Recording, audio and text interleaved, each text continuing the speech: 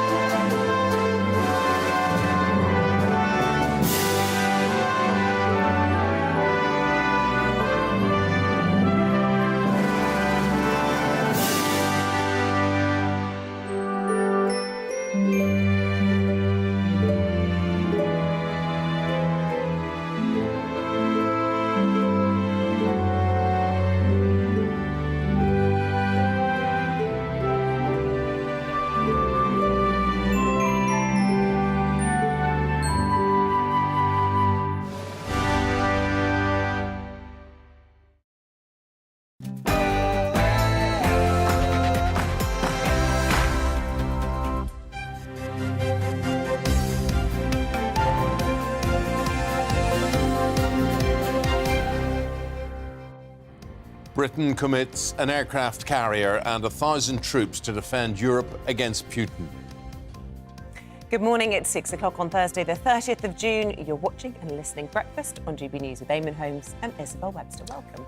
Thanks for your company. And leading the news this morning, the Defence Secretary, Ben Wallace, has announced plans to send 1,000 British troops and one of Britain's aircraft carriers to Russia's border as part of a force that could defend against a possible invasion of Europe.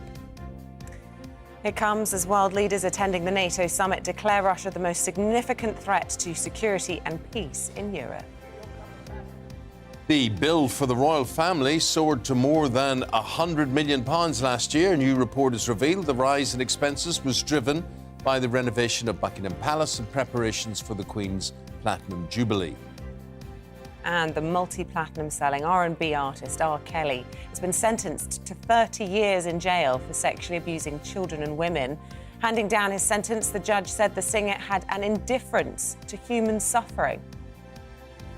Let us know your views on this. Obviously, we're going to major on all of those stories today. gbviews@gbnews.uk, or you can tweet at GB News. And I'm really pleased to say we've had so many nominations already for our People's Champion. Keep them coming in. We're collating them. Then we're going to launch this new segment, bringing you a bit of positivity, celebrating someone in your community who deserves a special shout-out. So get in touch and nominate them. Email us with the subject, Breakfast People's Champion. So, Breakfast People's Champion, and then name your local hero and why. Get them coming in.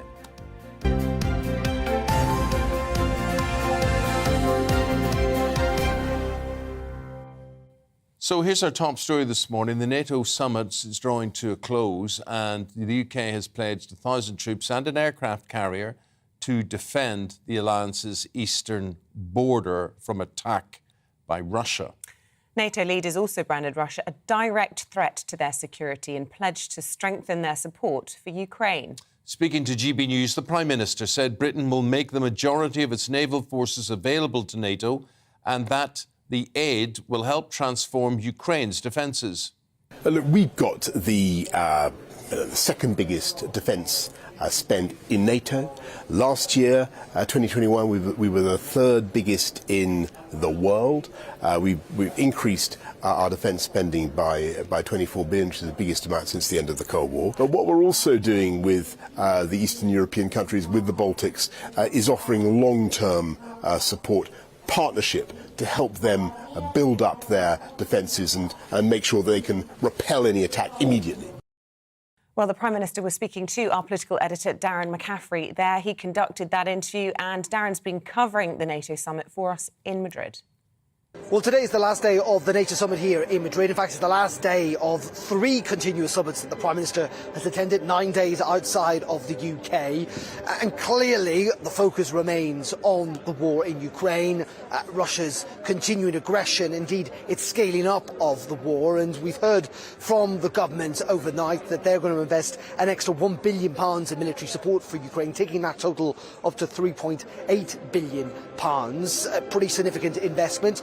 They argue it is part of the need to try and ensure that Ukraine wins this war. We heard from the Prime Minister yesterday when I carried out an interview with him that this conflict in many ways was black and white, that it was pretty clear that Ukraine needs to win it and that the UK and NATO needed to step up its efforts in order to help that happen. And that means trying to provide fuel, trying to mean extra and better communication methods, and also clearly it means better and more weapons as well. In saying that, as the Prime Minister also suggested yesterday, when I kind of pushed him on this idea that Vladimir Putin was evil, he kind of fundamentally agreed, saying that I think it probably follows that if you are what you do, then that certainly seems to be the case. What are we likely to see today? Well, there are further meetings, of course. We're going to hear from the Prime Minister in a press conference later. But frankly, I don't think the Prime Minister, and I did try to push him on this in my interview last night, cannot get away from this row that's brewing at home about defence spending and about cuts to the armed forces. We heard from the Chief of the General Staff earlier on this week, who essentially said that it was perverse to be cutting the army at a time in which there was a war in Europe. The Prime Minister really wouldn't be drawn much on that, suggesting that investment in the armed forces isn't simply about troop numbers, but also about the better military equipment and training that money can provide. But clearly the Ministry of Defence have been pushing this line over the last couple of days, that they think the defence spending needs to increase, not just in the years to come, but maybe throughout this decade, given the threat posed by Russia. And I think we're likely to see this argument really play out in the weeks and months to come, a real concerted effort, almost as the Ministry of Defence rubs up against the Treasury, demanding that extra money needs to be provided. The question is, on which side will the Prime Minister find himself on, the restraint of the Treasury, or this argument that in the end, with a war raging in Europe, with a direct threat that NATO now says Russia poses to all of us, that frankly in the end, the armed forces frankly need more money. As I say, it's an argument that's not going to go away. Absolutely. And that was Darren for us in Madrid. Well, for more on this and what it means politically, we have in the studio Conservative political consultant and strategist Peter Barnes. Peter, good morning to you. So, the whole NATO situation, what do you make of what you're hearing? Well, I think it's quite welcome news, really. I think it's nice to see NATO finally getting involved, putting significant more spending involved and putting actual equipment and, by the sounds of it, boots on the ground. I think a lot of people expected this to be the kind of outcome as to where this was going, particularly as it seemed to be that, to a degree, public support was kind of waning a little bit. So we'll have to work out how this works domestically for Boris Johnson. But I think he can come back from NATO with quite a big win here. Well, yes, I mean, that's NATO spending, but there's this row, isn't there, about domestic spending, as you say, at the same time as shrinking the size of the army, and we've got people coming out and saying that it's all been fed on a diet of smoke and mirrors. That was Ben Wallace, the Defence Secretary. General Sir Patrick Sanders saying it's perverse to support reducing the size of the army at the time of a current crisis. Oh, yeah, definitely. The ongoing battle between the MOD, the Treasury and Number 10 is something that we're probably going to hear about for quite some time now. Ben Wallace apparently wrote to the Prime Minister just the other day asking for a significant increase. And it is quite funny that Boris Johnson at the NATO meeting was asking other countries to increase their defence spending, whilst at the same time there's the accusation of him shrinking the size of our armed forces is pretty rife. It's going to be a difficult bit of political spin for the Prime Minister in Number 10, but it'll be interesting to see how this one plays out for sure. Lots of the papers this morning talking about problems for the Prime Minister at home as well. The Daily Telegraph saying Number 10 fears the Prime Minister's facing a kangaroo court, and The Guardian saying rebels plot takeover to force Prime Minister from office. It's the same story that we've been covering for so many months now. It just won't go away. Yeah, so if you take the kangaroo court, that comes from the Privileges Committee. The reason that many of the Boris Johnson camp are now arguing this is that Harriet Harman, the Labour MP, has been chosen to chair the committee. She's quite an interesting choice, given the fact that she's already made some very open and public comments about the about Boris Johnson and whether he knowingly misled Parliament, which is what this committee is going to investigate. It's quite funny, really, because Chris Bryant, who was originally the chair of this committee, stepped down because of apparently his political bias, but then they seem to have picked somebody else who seems to be as equally biased. With the kangaroo court accusation, I think it seems to come across because one thing they seem to be considering is the fact that they could allow anonymous evidence. So people who want to kind of remain out of the public eye can give evidence to this committee, and it doesn't really strike fair that the Prime Minister can't question these accusations, and it could just be all hearsay from political rivals. Like you said, the Tory party is still at war with itself, and there's rebels trying to take down the Prime Minister. It wouldn't be out of the realms of possibility for people to take advantage of this committee and to bring down the Prime Minister that way, rather than through some kind of internal spat. OK. Right. Do you want to talk about PMQs at all quickly whilst we've got you? Because obviously yesterday Dominic Raab was standing in, the Prime Minister overseas, up against Angela Rayner. There were sort of a few class references in there which haven't gone down very well in the tabloids this morning, and indeed a bit of a wink from the Deputy Prime Minister. Yeah, the infamous Raab wink, as it's been called on Twitter. But yeah, there's no love lost between Angela Rayner and Dominic Raab. It's always a fire exchange between those two. I actually think it's quite a more entertaining watch than Keir Starmer and Boris Johnson these days. The most interesting factor of all of PMQs that I took away from it when I watched it was just how boisterous the Tory backbenchers actually were. And I don't know whether it's just they're happy to see somebody else at the dispatch box, or whether it's a possibility that maybe Dominic Raab has used it to maybe launch his own leadership bid against the Prime Minister. Interesting, interesting. All right, well, we'll leave it there. Peter Barnes, Conservative political consultant and strategist. Thank you very much indeed. The time is 10 minutes past 6. A very good morning to you, bringing you up to date with what's happening news-wise. The Bank of England is warning inflation will hit Britain harder than any other major economy. The governor of the bank says the energy crisis and staff shortages after COVID means the shock to our economy will also happen sooner. Meanwhile, taxpayer spending on the royal family has gone up by nearly £15 million. Accounts show public funding of the monarchy increased 17% in the last financial year. It came to a total of £102.4 million. 7 British singles players remain at Wimbledon after Andy Murray and Emma Raducanu were knocked out of the tennis tournament. It's feared the loss of the fans' favourites will drive attendance figures down, which were already hit by COVID fears, rainy weather and the cost of living crisis.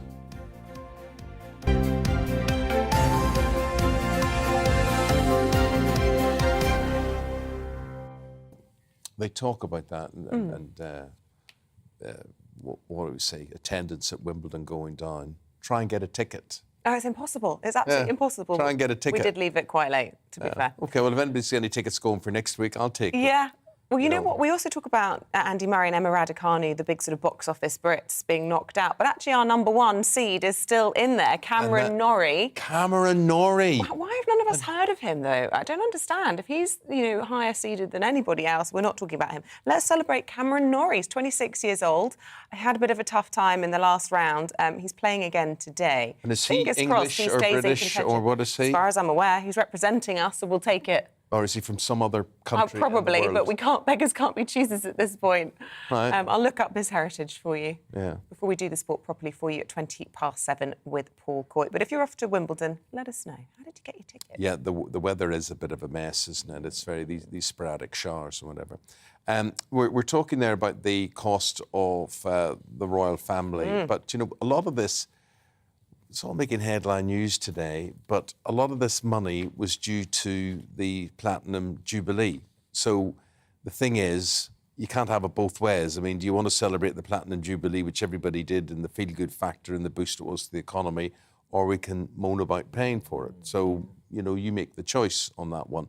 So £100 million in total, according to the monarchy's annual financial statement. Yeah, and this comes after Her Majesty the Queen met Scotland's First Minister Nicola Sturgeon yesterday. That's, of course, in the wake of her unveiling plans for a second referendum next year. So with costs rising and independence potentially on the horizon, what will happen to the monarchy in Scotland if it votes to leave? Here's Cameron Walker. What I will never do is allow Scottish democracy to be a prisoner of Boris Johnson or any Prime Minister. Strong words from the First Minister, who believes she has a mandate to cut ties with Westminster and carve out a new, independent Scotland. Nicola Sturgeon's statement comes the week the Queen and the royal family are celebrating the country's culture and heritage at Holyrood. She met Her Majesty for a one-on-one meeting yesterday. What was discussed remains private.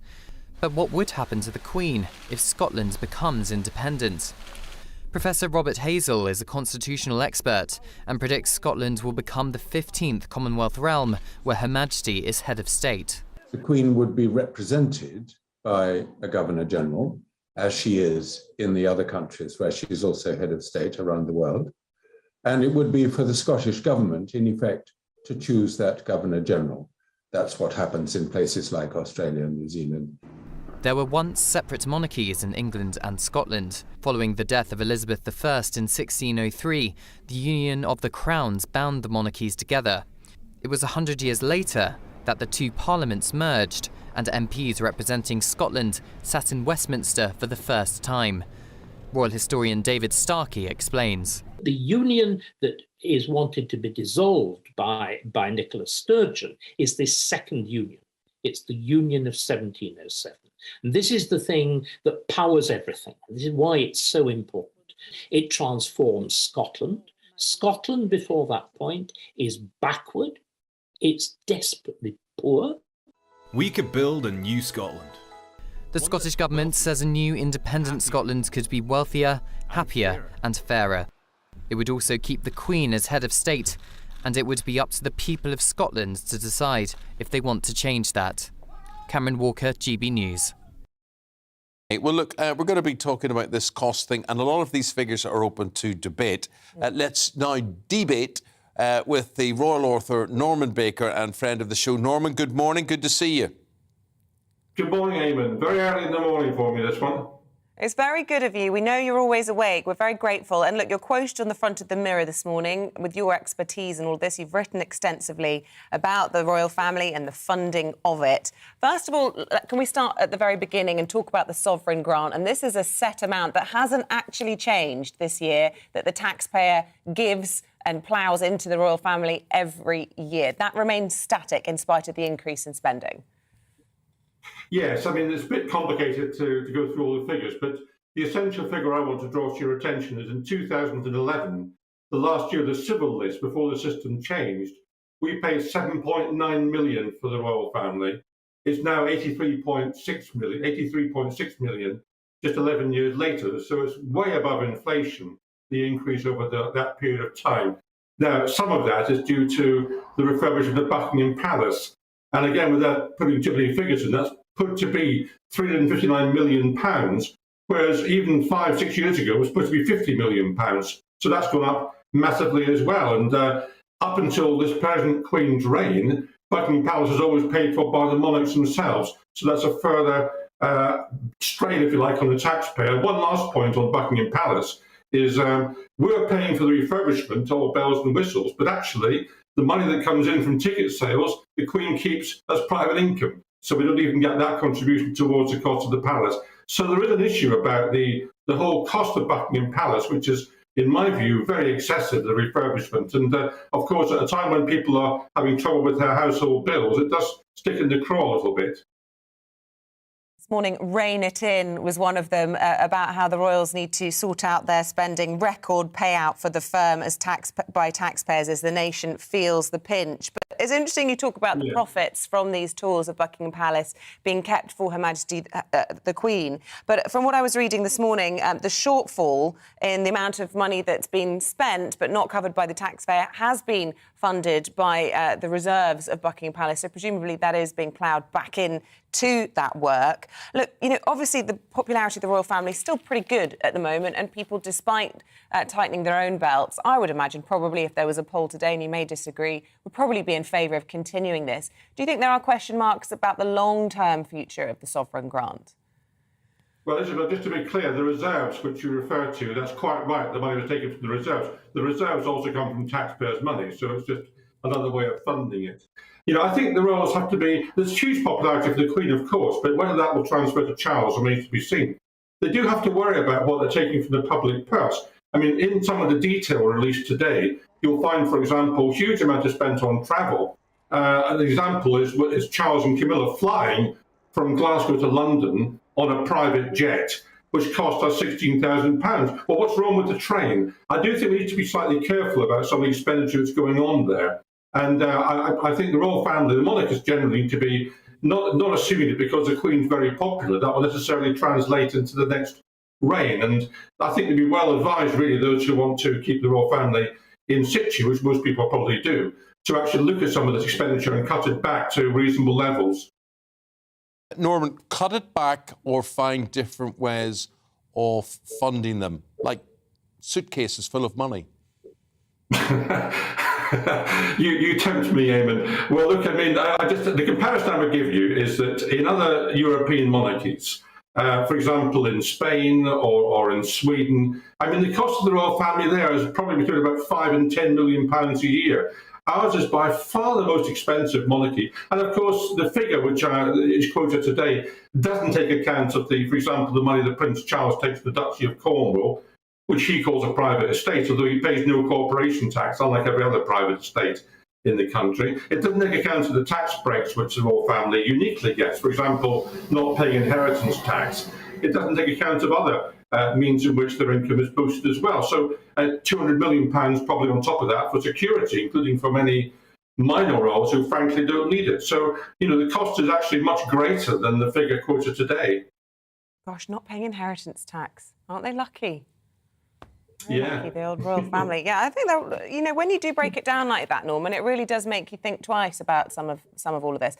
Whilst we've got you with your royal hat on, we've talked about Prince Charles and suitcases. The other front story, talking about the royals this morning, is this Meghan bullying inquiry. It's being described as a big cover-up. Do you think this is one of the pitfalls of the royal family, that there isn't this transparency? It's a big institution, as you say, lots of public money ploughed into it. Do we have a right to know what's gone on in this case, and does it matter, do you think? Well, there's two separate questions. I think we have a right to know, but does it matter? It probably doesn't matter that much in the big scheme of things. But look, I mean, the royal family, like any other bit of the public sector, is paid for from taxes. And I'm a believer that anything which comes from the public purse should be accountable to the public in terms of what that money is spent on, whether it's the NHS or whether it's a school or whether it's a government or a local council. And in that sense, the royal family is no different. I mean, I think we need to know where the money has gone and satisfy ourselves that it's been properly spent. And unfortunately, what's happened in the last few years under pressure from Prince Charles in particular is the amount of information about the royal family, officially released, as it were, has decreased. I mean, he has campaigned for the Freedom of Information Act to be tightened so that less information is released about the royal family. At the same time, the Freedom of Information Act has been widened in other respects. For example, Network Rail has been brought into the Act and so on. And I think that's unwise. I think actually the best guarantee is openness and transparency. I saw this with MPs' expenses, which of course was a terrible abuse. I helped to reveal that with my first inquiry on that matter. And of course, people were horrified, rightly so, by that. And the reason that the MPs abused their position in those days was because they thought they could keep it secret. You know, transparency is a great cleanser, a great detergent, and it would apply to any bit in the public sector, including the royal family. Not everybody's as honest as you, Norman. You came through squeaky clean from all that. Remember that. Look, thank you very much for talking to us this morning. Really appreciate that. Always a friend of the show, expert on the royals, Norman Baker, for us. Thank you. Thank you very much indeed, Norman. Right, 22 minutes past the hour. You're listening to and watching Breakfast here on GB News. Coming up, we're talking about this guy, this singer, R. Kelly, sentenced to 30 years in prison. Now remember, this guy is a multi-platinum selling recording artist. I believe I Can Fly. Yeah. But now he's got those 30 years for sex abuse, for imprisonment of people, all sorts of awfulness. Kinsey Schofield standing by to tell us all about this live from Los Angeles right after the weather. Hello, a very good morning to you. I'm Aidan McGivern from the Met Office. Showers again for many of us today. Some lively downpours in places, interspersed by brighter interludes. It's the same pattern we've seen over the last few days. It will continue over the next few days. Low pressure to the northwest, and around that low, unstable air, the air bubbling up all the time, producing showers and in some places longer spells of rain. For example, eastern Scotland first thing, some more prolonged rain. Eastern parts of Northern Ireland as well. Risk of localised flooding here because of the wet weather this morning. But across the rest of the UK, it's a mix of sunny spells and scattered showers. Winds are light, so the showers will be slow moving. That means if you're unlucky and get caught in a few showers, they could last some time, with some hail and thunder in the south. But equally, the sunnier spells will last for a bit longer. So where we get some sunshine, the potential for 22 Celsius eastern England, more likely 18, 19, 20 degrees for much of the rest of the UK. Showers continue for a time into the evening and overnight, before eventually longer clear spells across the UK. And with light winds, clear spells, cool air in place, temperatures dipping 11 to 13 Celsius in the main urban areas, but single figures in sheltered spots. A bright start nevertheless. Tomorrow, plenty of sunshine first thing. Still some showers around coasts initially, as well as inland as the temperatures rise through the morning. And again, the showers will be heavy and slow moving in places. By the end of the afternoon, the focus will be towards the eastern parts of the UK, with drier and brighter weather towards the west. But temperatures once again a little below average for the time of year. Saturday sees further showers, particularly towards northern parts of the UK. Sunday, some signs of improvements, drier and sunnier weather, and that trend continues into next week.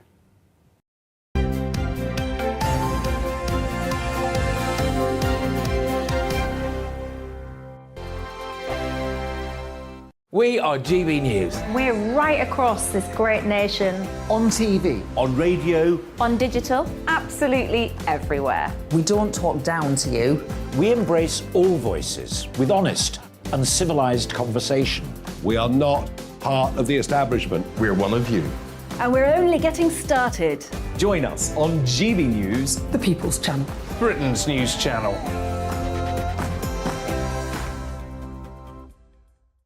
Hi there, it's Stephen and Anne.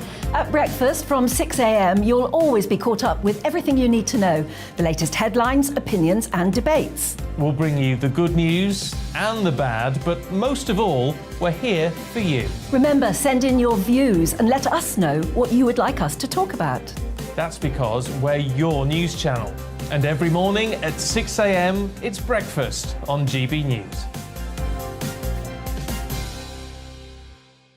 My name's Tom Harwood and join me 9:30 a.m. every weekday for The Briefing, your one-stop shop for everything you need to know about what's going on in politics today. I wonder if this is a deal that might need to be like the biscuits in this factory, twice baked. Is there not an opportunity here to win out against the extremes? Tom Harwood, GB News. What are you going to do about it? Things should have been done differently, and they certainly are being done differently. Don't miss it. The Briefing with me, Tom Harwood, 9:30 Monday to Friday on GB News. Where would you like to go? Just take me to the studio, please, Matt. You know where you're going. I've got a show to do. Friday Night Feast on GB News, 7 p.m. And it's like nothing you've ever seen before. We take a different angle on the week's biggest news stories. The viewers and listeners set me some absolutely mad challenges to do. We tried to rehome a rescue dog. And yes, there's some other wacky stuff in there as well. I feel like I could take on the world. Well, that's that. Friday Night Feast with me, Patrick Christie's, every Friday, 7 till 9 p.m. on GB News. Be there.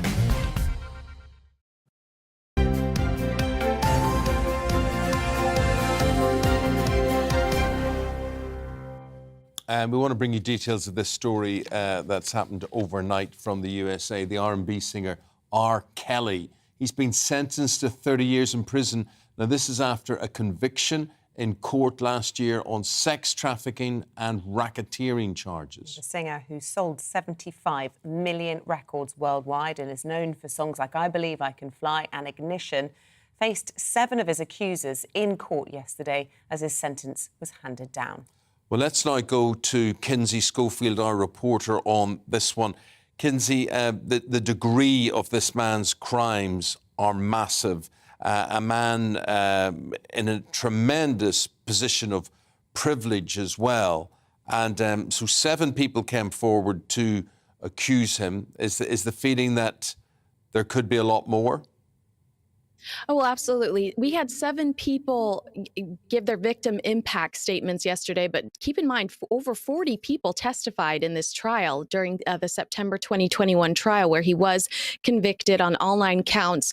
We even had a father of one of the victims give a victim impact statement yesterday, which is really rare in these instances. And one of R. Kelly's mitigating factors, I'm sure you know what those are. Those are what they tell the courts to try to soften whatever the sentence is, was that he was abused as a child. So they argued that he was abused by a family member and a landlord, which might have affected him, his behavior, and him victimizing people. And the father of one of the victims said, "I sympathize with you and I forgive you," which really touched a lot of people in the courtroom. A lot of people were talking about that after the fact. But the judge, she said, these people that you abused, they haven't turned around and done the same thing. So I'm sorry to hear that, but she gave him 30 years. The prosecution was suggested 25. The judge went hard with a 30-year sentence, which is basically a life sentence for this man, and a $100,000 fine, which he is arguing that he cannot afford to pay.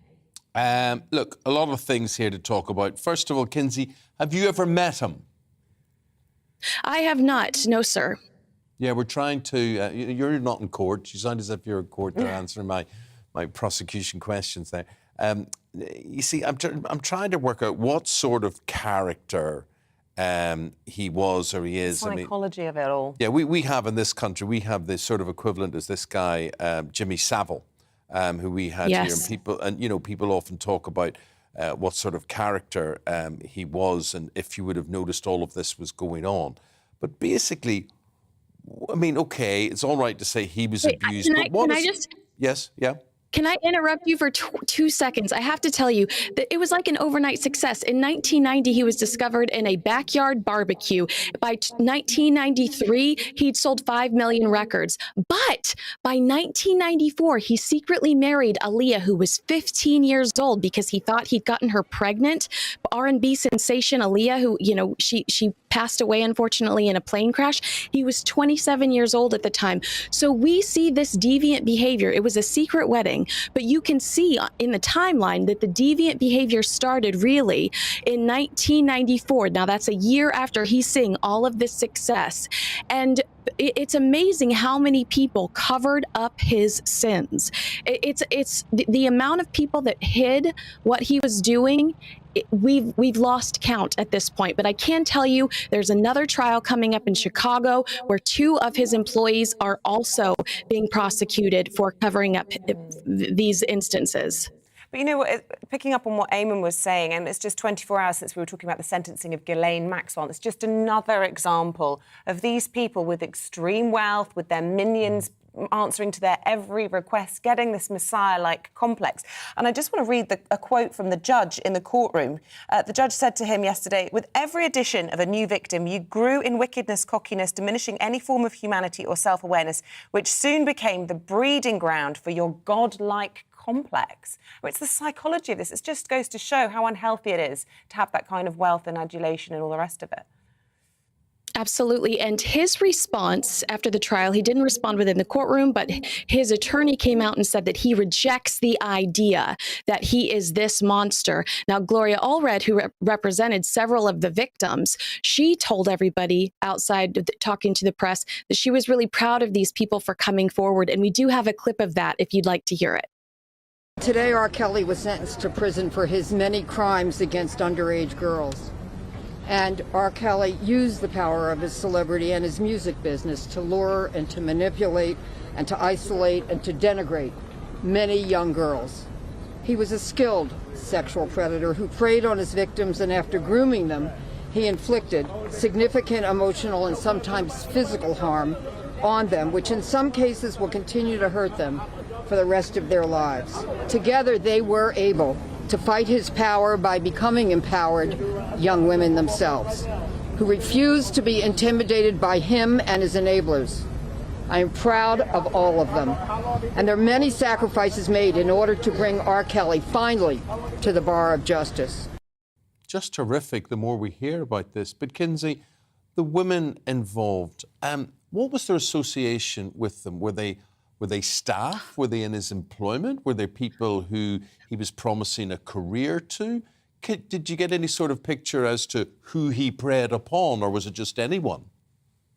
Well, I can tell you that the majority of them were underage, females and males, and they were pursuing careers in the entertainment industry. And he promised them that he would help them in the entertainment industry. And instead, Eamonn, he locked them in bedrooms. They had to ask permission to use the restroom. They were cut off from their family for years. They were assaulted physically if they even looked at another male that was in the vicinity. So, he was truly a monster behind closed doors, according to his victims, a control freak, physically and mentally abusive. It's such a shame because they're such good songs, Ignition and... yeah, what happens to those now? I don't want to listen to them anymore. I mean, we have a guy here who's a paedophile, Gary Glitter. And, in the 70s, glam rock, very, very big. You couldn't hear any of his songs now. They wouldn't be played on radio. You wouldn't be able to buy them or whatever. Is R. Kelly now, just as Isabel was saying, erased from the pop charts? Should be. Well, he has been banned on some of the major streaming services like Spotify and Apple Music, but I can tell you royalties-wise, we are under the impression that his attorneys have set up something, they're taking care of him financially to ensure that he can continue to fight this. So it's not like you're convicted and then the government locks up your money. I know people wonder what happens to celebrities when they go to jail. Lawyers protect you. They set up everything in place so that you're financially protected. And he's got another trial coming up in Chicago over child pornography charges. And it's not like he had photos that were inappropriate. They're photos and videos of him in the act, which is even more horrible. And so he's going to continue to fight it, but he's got even more trials to come. I don't think this is the end for R. Kelly. We're going to hear so much more about him. And I think we're going to hear from more victims, Eamonn and Isabel. Well, Kinsey, thank you for shedding some light on this for our viewers and listeners on this side of the Atlantic. Really, really appreciate it. We may speak to you again later in the programme. I'm not sure what our commitment is to you there this morning, but absolutely fascinating. We'll say goodbye to you. Thank you very much, Kinsey. And what we are going to do, thank you, we're going to talk more about this with radio DJ Liz Kershaw, who's actually met him, and the political commentator David Wooding right after this with the newspapers.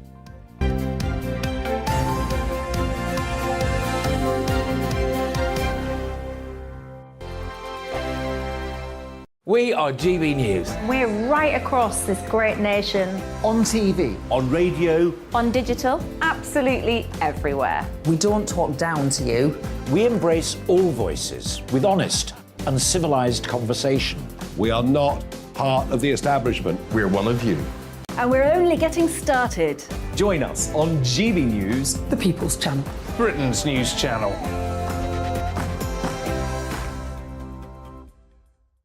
Hi there, it's Stephen and Anne. At breakfast from 6 a.m, you'll always be caught up with everything you need to know, the latest headlines, opinions and debates. We'll bring you the good news and the bad, but most of all, we're here for you. Remember, send in your views and let us know what you would like us to talk about. That's because we're your news channel. And every morning at 6 a.m, it's breakfast on GB News. My name's Tom Harwood and join me 9:30 a.m. every weekday for The Briefing, your one-stop shop for everything you need to know about what's going on in politics today. I wonder if this is a deal that might need to be like the biscuits in this factory, twice baked. Is there not an opportunity here to win out against the extremes? Tom Harwood, GB News. What are you going to do about it? Things should have been done differently, and they certainly are being done differently. Don't miss it. The Briefing with me, Tom Harwood, 9:30 Monday to Friday on GB News. Where would you like to go? Just take me to the studio, please, mate. You know where you're going. I've got a show to do. Friday Night Feast on GB News, 7 p.m. And it's like nothing you've ever seen before. We take a different angle on the week's biggest news stories. The viewers and listeners set me some absolutely mad challenges to do. We tried to rehome a rescue dog. And yes, there's some other wacky stuff in there as well. I feel like I could take on the world. Well, that's that. Friday Night Feast with me, Patrick Christie's, every Friday, 7 till 9 p.m. on GB News. Be there.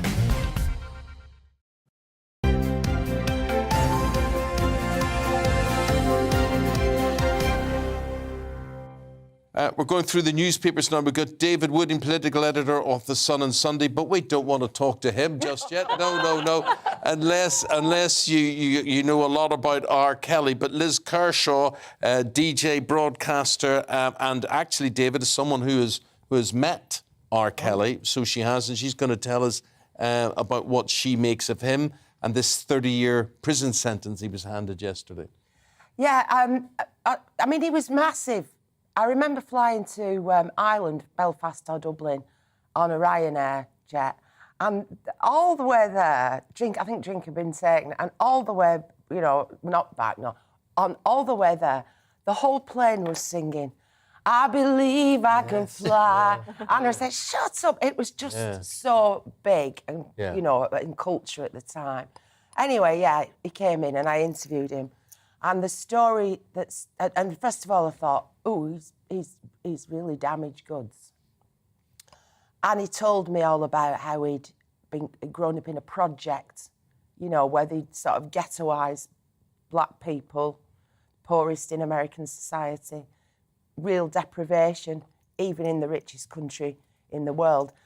But the story that shocked me most, and he said it without any being self-conscious about it at all, was that as a kid, like 12 or something, another kid had stolen his bike, and his push bike. This was all he had. It was his most precious possession. So he shot him. Shot him? Yeah, he took a gun. Where'd you get a gun? Well, 12 in the project, you can get a gun. Didn't kill him, but he shot him. That was weird. And he said it on live on air without any embarrassment at all. It's always stuck with me. But Liz, I mean, you'll have known Jimmy Savile as well. And it's just, we were just reflecting, we were talking about Ghislaine Maxwell yesterday. What is it about the world of the super rich, the super famous, that they have these depraved personal lives in so many cases? I'll tell you what it is. People allow them to do it. They're surrounded by people. Well, you've stolen my thunder now. But we've seen it. We see it in this business. First of all, I remember Andy Bell, lovely guy, from Erasure, saying to me when I first started, and it's a mantra and a piece of advice kind of that stuck with me. Liz, people who want to be famous, and I didn't, and neither did Andy Bell. He had a talent and he got discovered. He's had trouble coping with that side of it.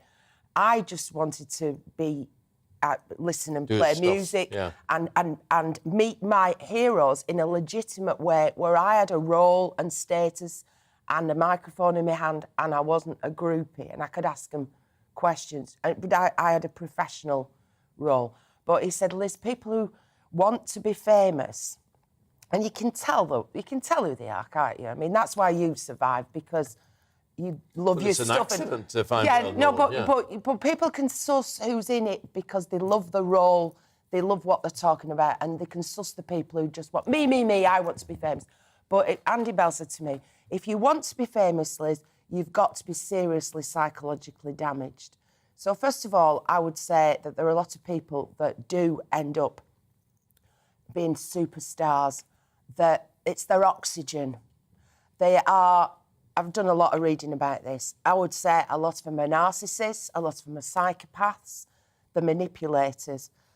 Add that to the fact, with a lot of backgrounds, like R. Kelly, you could probably put Jimmy Savile, Jonathan King into that category. Deeply unattractive. R. Kelly wasn't, but you got a lot of people who were deeply unattractive. You mean like physically? Yeah, weedy, goofy lads, no girlfriends. Then suddenly at 22 or something, they're number one in the charts. And they find they're a babe magnet and they don't know how to handle it.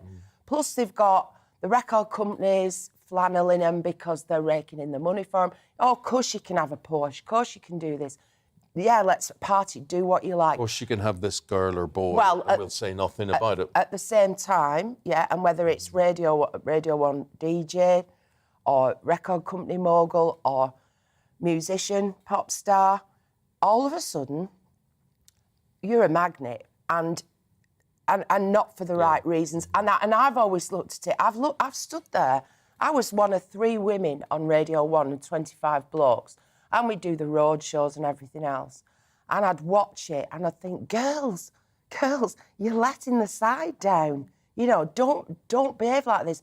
So what? Some bloke is suddenly confronted in life with this, you know, unrequited attention and everything. Yeah. It's like a bee round a honey pot. I'm not excusing it. I know. But I'm saying it's a two-way street, as you were alluding to, and it's kind of transactional. This is an interview in itself. I know this, but we've got other news. Oh, I thought you wanted me to talk about it. We'll do we've more. got other stories to talk about, and we'll talk about it throughout the programme this morning. But your insight and your analysis is absolutely fascinating. And David, I don't know if there's anything you want to add to that or you want to move on. No, the only thing you just reminded me of Peter Crouch, the footballer. He once said that he was once asked, "What would you have been if you weren't a footballer?"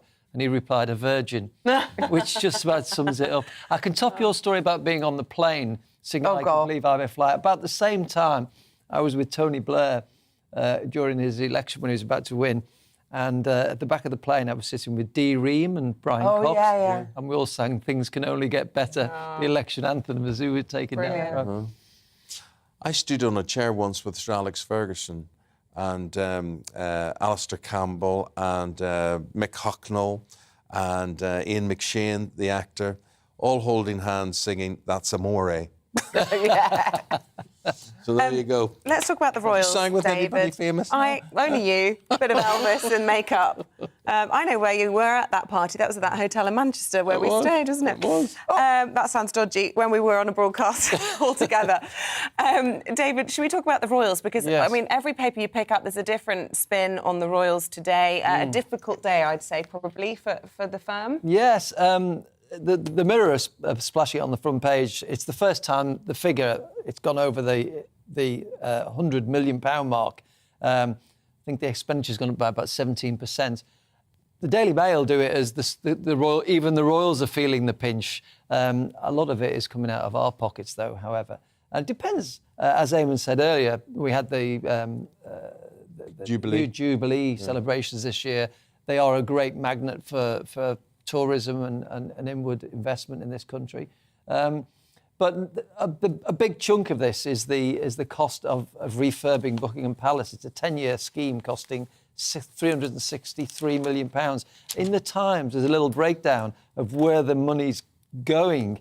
And interestingly, the biggest chunk is property maintenance, £63.9 million. And payroll costs, that's for staff. And that's another point. It creates jobs, household staff.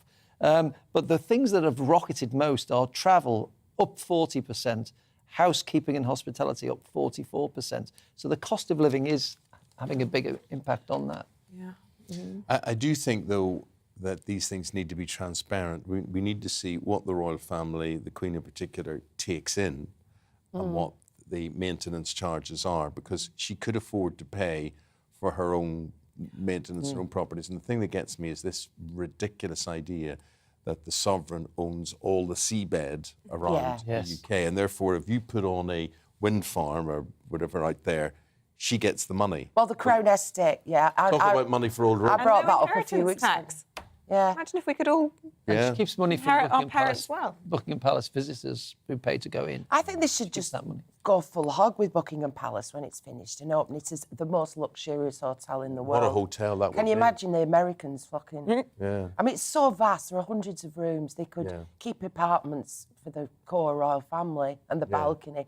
But, you know, they could really make money out of that. It'd be fantastic. Well, it puts a spotlight on all of this. Let us know what you think at GB News. Get in touch. Should we talk about a mystery rocket on the front of the Star? It's crashed into the moon, Liz. What's going on? Yeah, this is a bit late this week because I read it earlier in the week in the Telegraph or the Times, but the Star don't mind lifting it, do they, and making light of it. I wish I could remember the details of this guy he's an individual and he just spends his time, retired, taking a fantastic interest in these matters, and he studied where this rocket could potentially have come from. Why it's causing such a stir is there's loads of debris on the moon, but usually if there's some kind of vehicle impacts on the moon, it makes one crater, and this is made kind of dual craters side by side, so it's a different kind of craft, because usually there's one heavy end with all the engines on, and they go into the surface of the moon, make a big dusty ball, and that's it. But there's two, so they're saying, oh, it's a different style of craft. So where's it? Anyway, of course, there was lots of speculation. Could it be from another galaxy?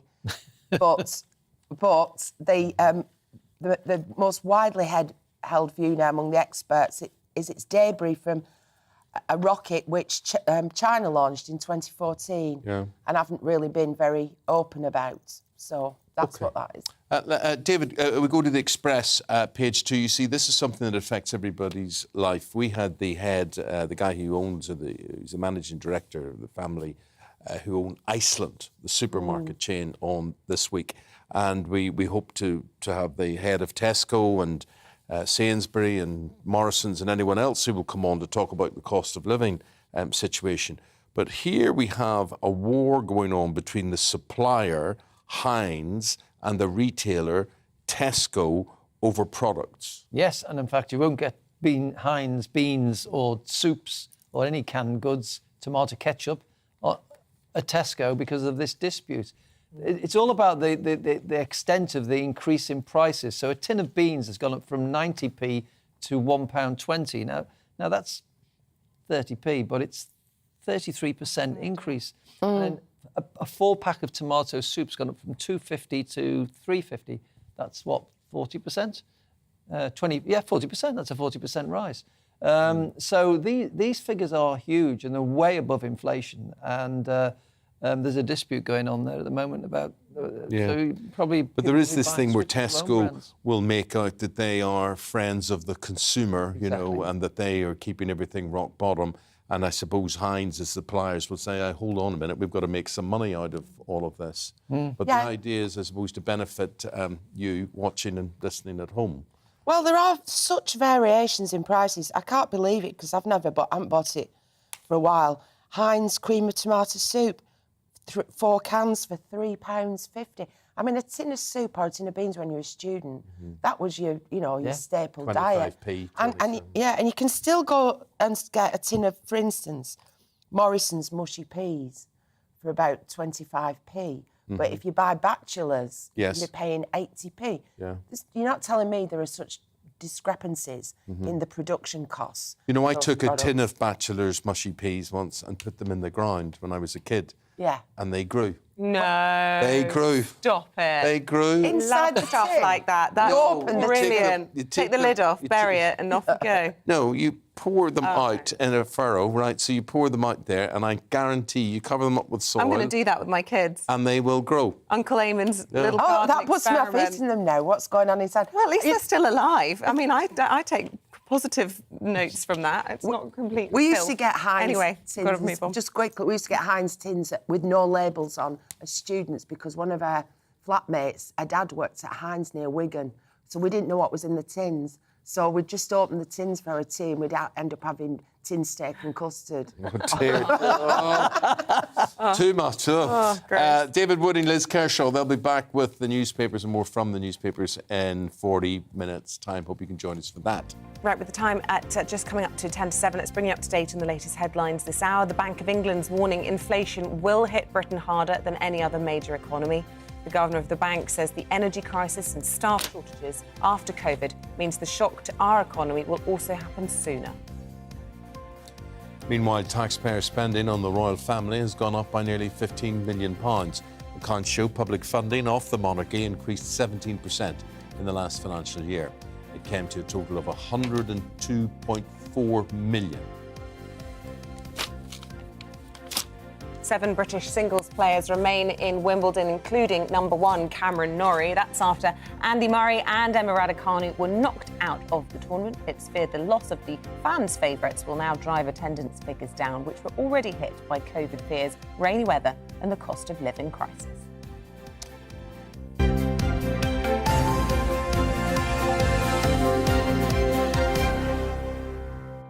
Now, we've got a man in the studio who is going to be very, very important to you because he's very important to me and Isabel here, and his name is James Walker.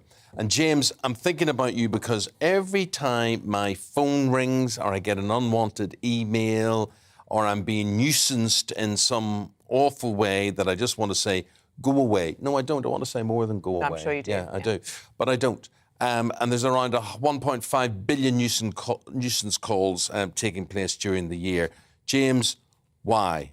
Why are we forced to give out our numbers and our emails and whatever all around for some other person to then get in touch with us? Are we forced, or actually do we end up in a situation where we don't think our data is going to be shared? And No, mate, we're forced because I tell you, I don't know how many times I don't want to finish a questionnaire or form, and it sends it back to me and it goes, this cannot be completed unless you put your phone number in or your I agree. email. Yeah, every time I buy something. So you're forced. You're absolutely forced. But it's the way that they then share the data and then the data is used. Yeah. So, it should be, you can fill in a form and it goes nowhere else.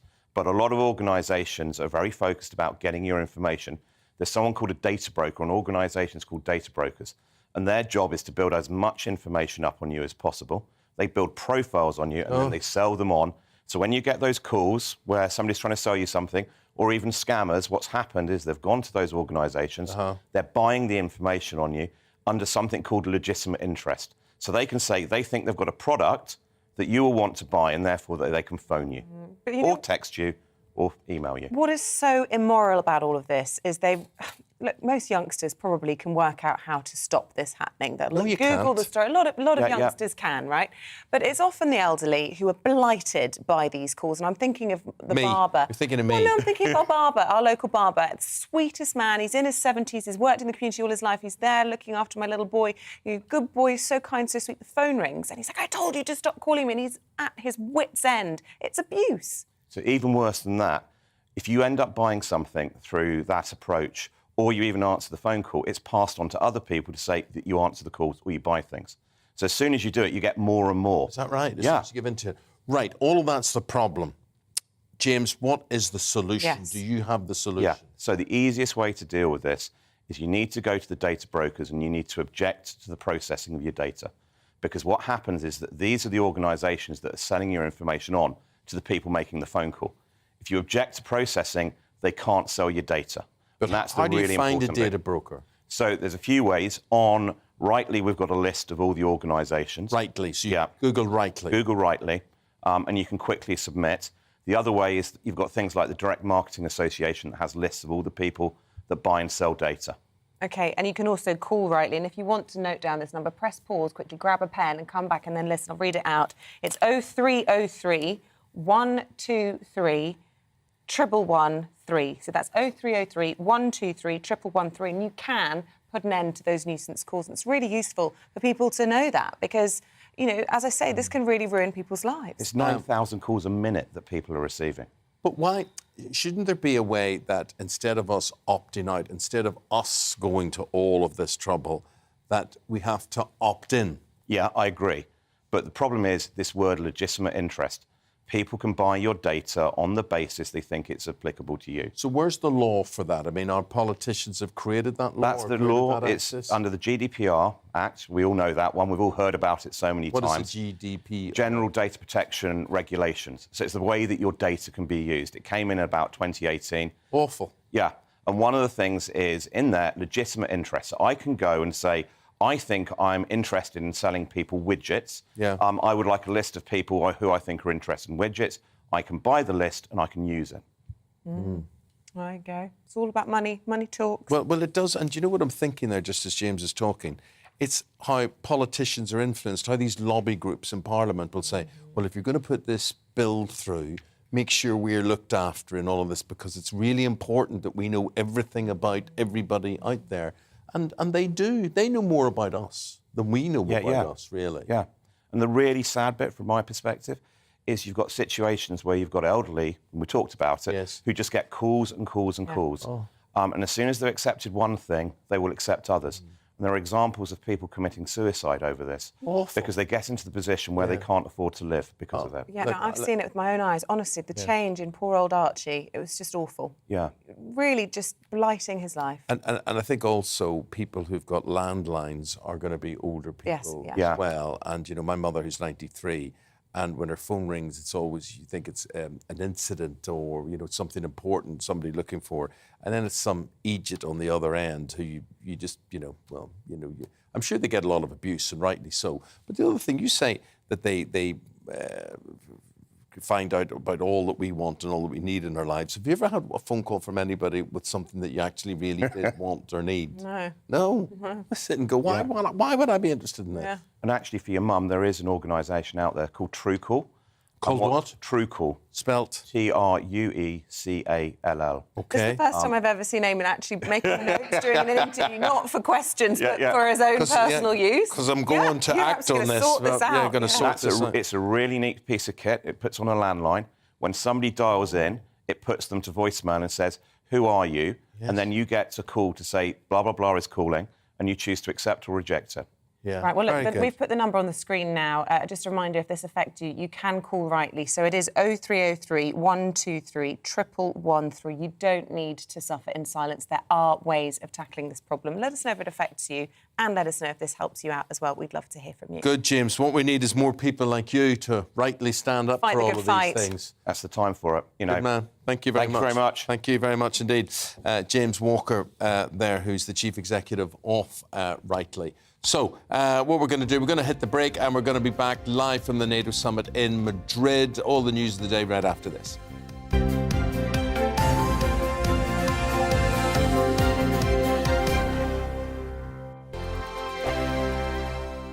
We are GB News. We're right across this great nation. On TV. On radio. On digital. Absolutely everywhere. We don't talk down to you. We embrace all voices with honest and civilised conversation. We are not part of the establishment. We're one of you. And we're only getting started. Join us on GB News, The People's Channel. Britain's news channel.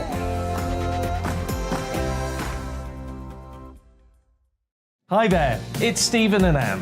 At breakfast from 6 a.m, you'll always be caught up with everything you need to know. The latest headlines, opinions and debates. We'll bring you the good news and the bad, but most of all, we're here for you. Remember, send in your views and let us know what you would like us to talk about. That's because we're your news channel. And every morning at 6 a.m, it's breakfast on GB News.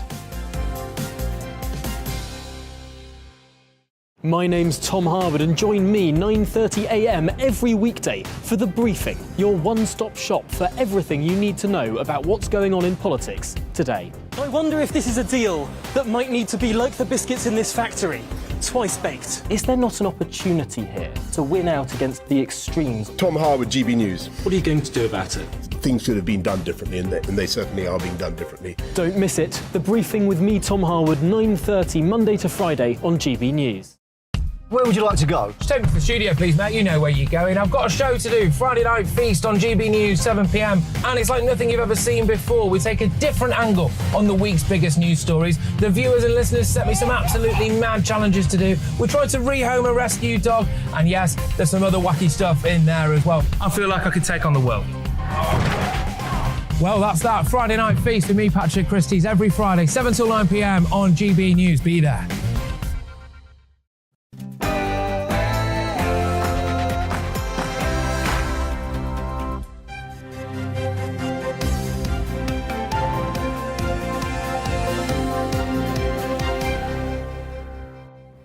Britain commits 1,000 troops to defend Europe against Putin. Good morning. It's 1 minute past 7. It is Thursday, the 30th of June. Welcome to Breakfast on GB News with Eamonn, Holmes and Isabel Webster. Thanks for your company. Here's what's leading our news on this Thursday morning. The Defence Secretary, Ben Wallace, has announced plans to send 1,000 British troops and one of the UK's aircraft carriers to Russia's border as part of a force that could defend against a possible invasion of Europe.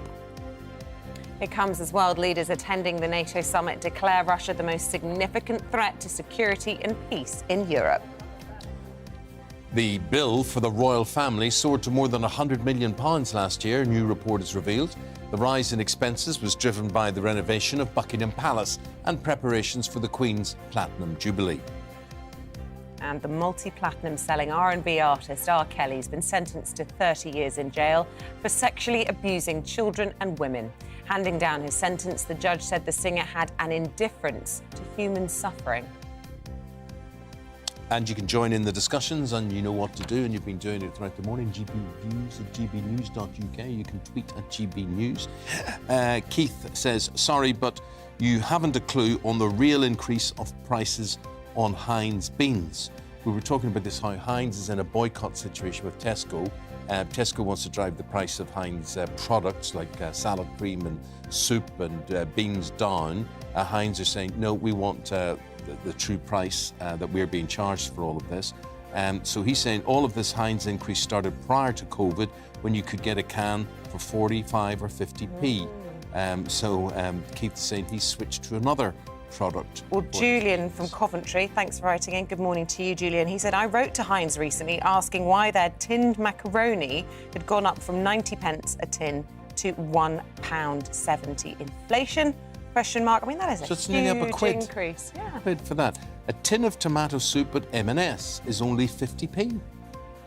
So that's Other brands excellent are value available. and cheaper than a tin of Heinz tomato soup, they say. We're also talking about the prices for the armed forces and what it's costing and what it should cost. Ken in Newton Lewillow says, we need a massive increase in armed forces. We need personnel, we need hardware. Not only are we back in a Cold War, but we have to be careful of China, who are increasing their forces so fast. So Ken says, spend, spend, spend on the armed forces and their equipment. Where's that money going to come from, though? Keep those views coming in.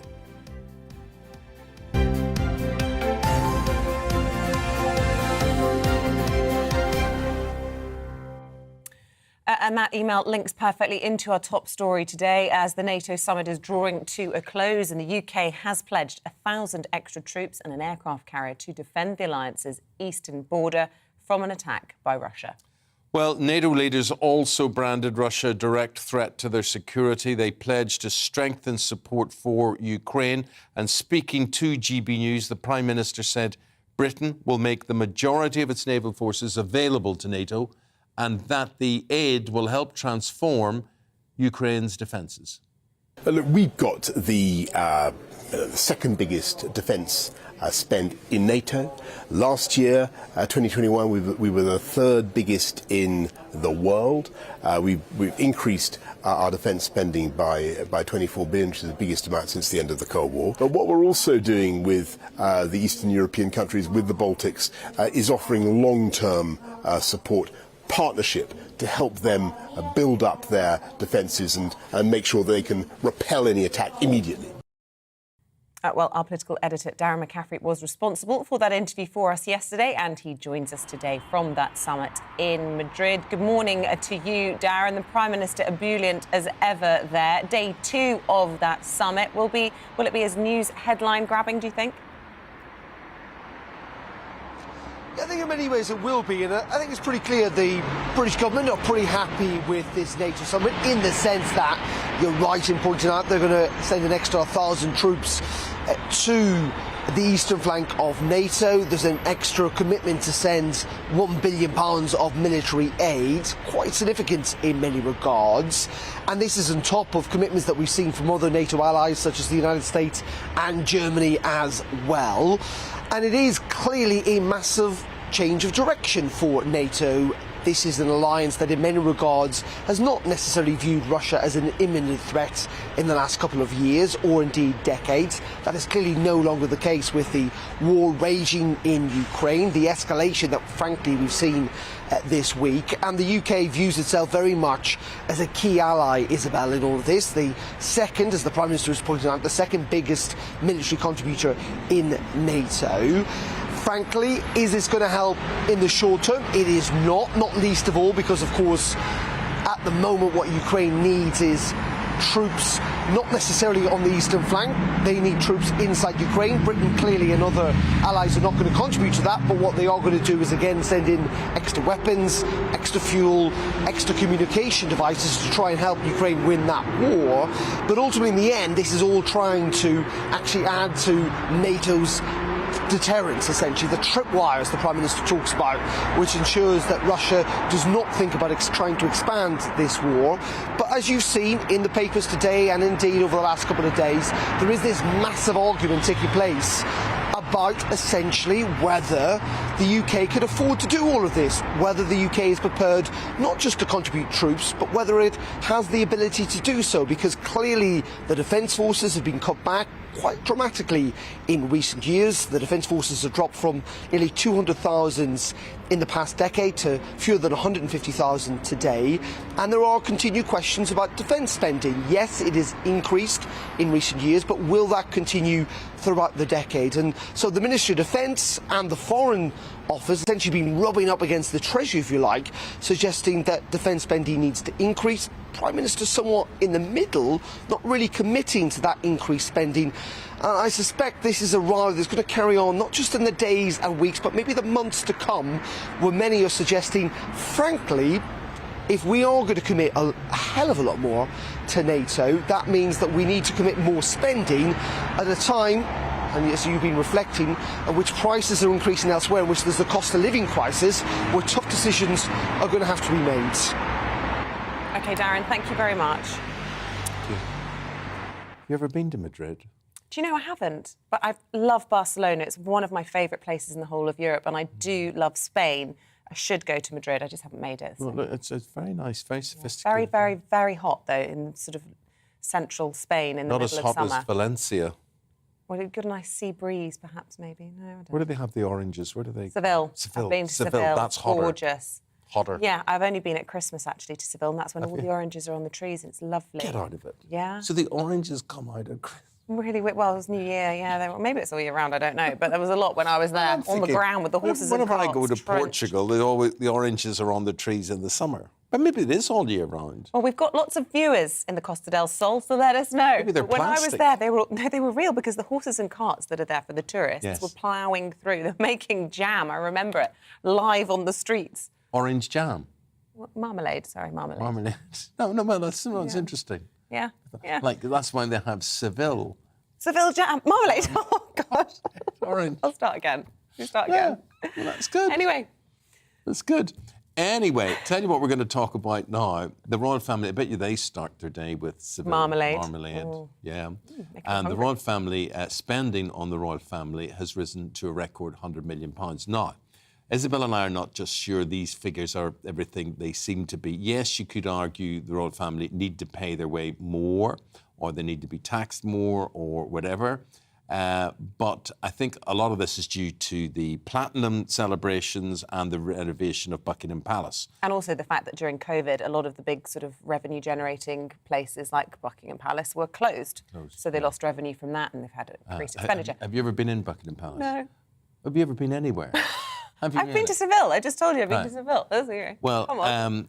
It's not overly impressive. Windsor Castle's much more impressive. I can see why the Queen's enjoying living there. But I think what you'll at the find moment. is you can see why Buckingham Palace needs to be rewired, replumbed. It's not up to date, really, with a lot of things. But anyway, what about all this money being spent? And if you've got a view on it, what we're really doing is talking about and saying, what's your view? What do you think? Worth the spending? You look at that Platinum Jubilee and you think of the money then they took in with tourists. I'll tell you what, Buckingham Palace looked mighty fine at that Mighty concert. fine, mighty fine. It really did. Let's go to our royal reporter who is outside the palace right now to bring us all the big royal stories of the day, and that's Cameron Walker. It is a pretty impressive backdrop, whatever it looks like inside, Cameron. Oh, it certainly is, Eamonn, and we just had today the Sovereign Grants Report. That's the annual report detailing how our money as taxpayers has been spent on the royal family over the last year. But before we get on to the nitty-gritty of exactly what and how it's been spent, let's talk about another big revelation of the morning, and that is the findings of an investigation into the handling of bullying allegations against the Duchess of Sussex. Now, a palace source says they will remain secret, and that the source says that the changes made to the HR policies following an investigation will remain secret, and that is because they say they want to protect the confidentiality of current and former employees who spoke about their experiences of working for the Duchess of Sussex within that investigation. We know that there are HR policies in place because it says so in the Sovereign Grants Report that has been released today. So there's a concern for work policy, allowing staff to raise concerns about the conduct of others. There's also mental health support. But crucially, we don't know if these policies were implemented before or after the conclusion of this investigation. The palace source also says that members of the royal family have been made aware to the changes of this HR policies, as well as staff. Now, all of these revelations came out in the Sovereign Grants Report, which has been published today, and it's all the kind of taxpayers' money, the money that we as taxpayers spend on the royal family. And the royal family spends it on things like travel, on the staff salaries, and crucially the upkeep of royal palaces. Now, I'm stood outside Buckingham Palace, which is undergoing a massive 10-year refurbishment project, which is due to be completed in 2027. So at the moment, we're actually paying more as taxpayers because they're refurbishing Buckingham Palace over 10 years. So the total expenditure was over £100 million, 102 million to be precise. But us as taxpayers paid a whopping £86.3 million this year to fund the royal family. That's the sovereign grant, which is equivalent to £1.27 per person in the UK. Now, the core grant was 50 million, but because we are at the moment paying for the resurfacing of Buckingham Palace, we're paying an extra £34.5 million.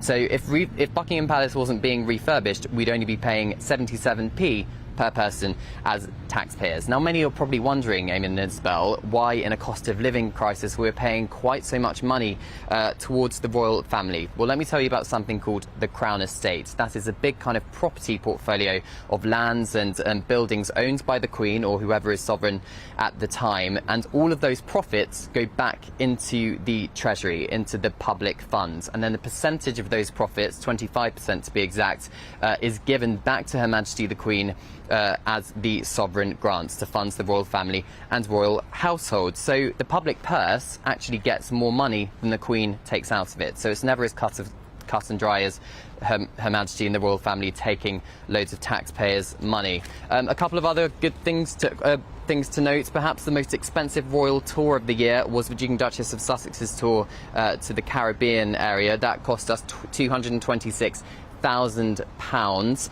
There was criticism, of course, of that tour due to protests and calls for the royal family to apologise for historical links to slavery, even though it was a celebration of Her Majesty the Queen's Platinum Jubilee, as well as an opportunity for the Duke and Duchess of Cambridge to champion causes, humanitarian and environmental, close to their heart. That was just one of one of 2,300 official engagements, both UK and overseas. So a lot of figures to mull over there, Eamonn and Isabel.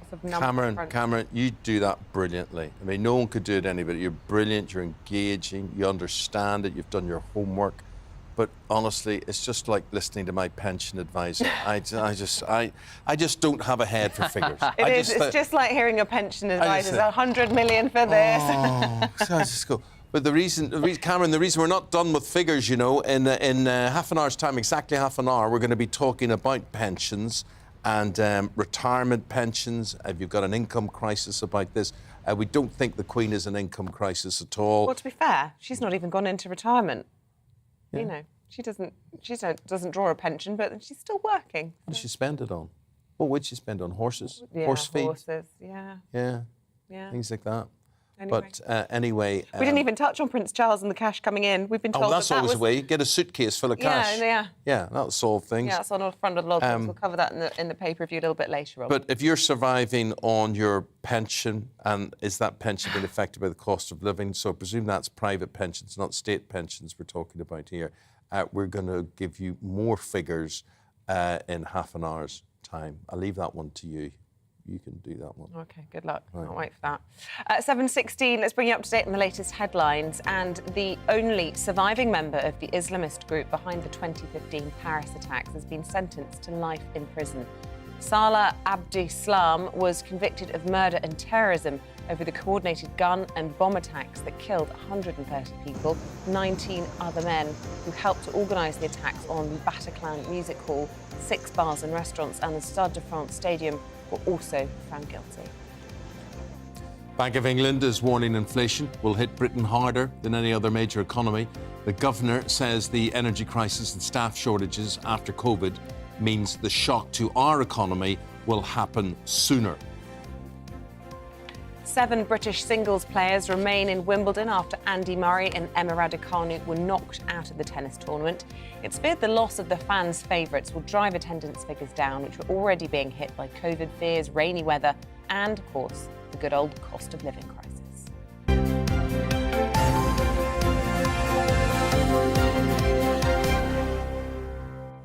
A shocking story now about the R&B singer R. Kelly.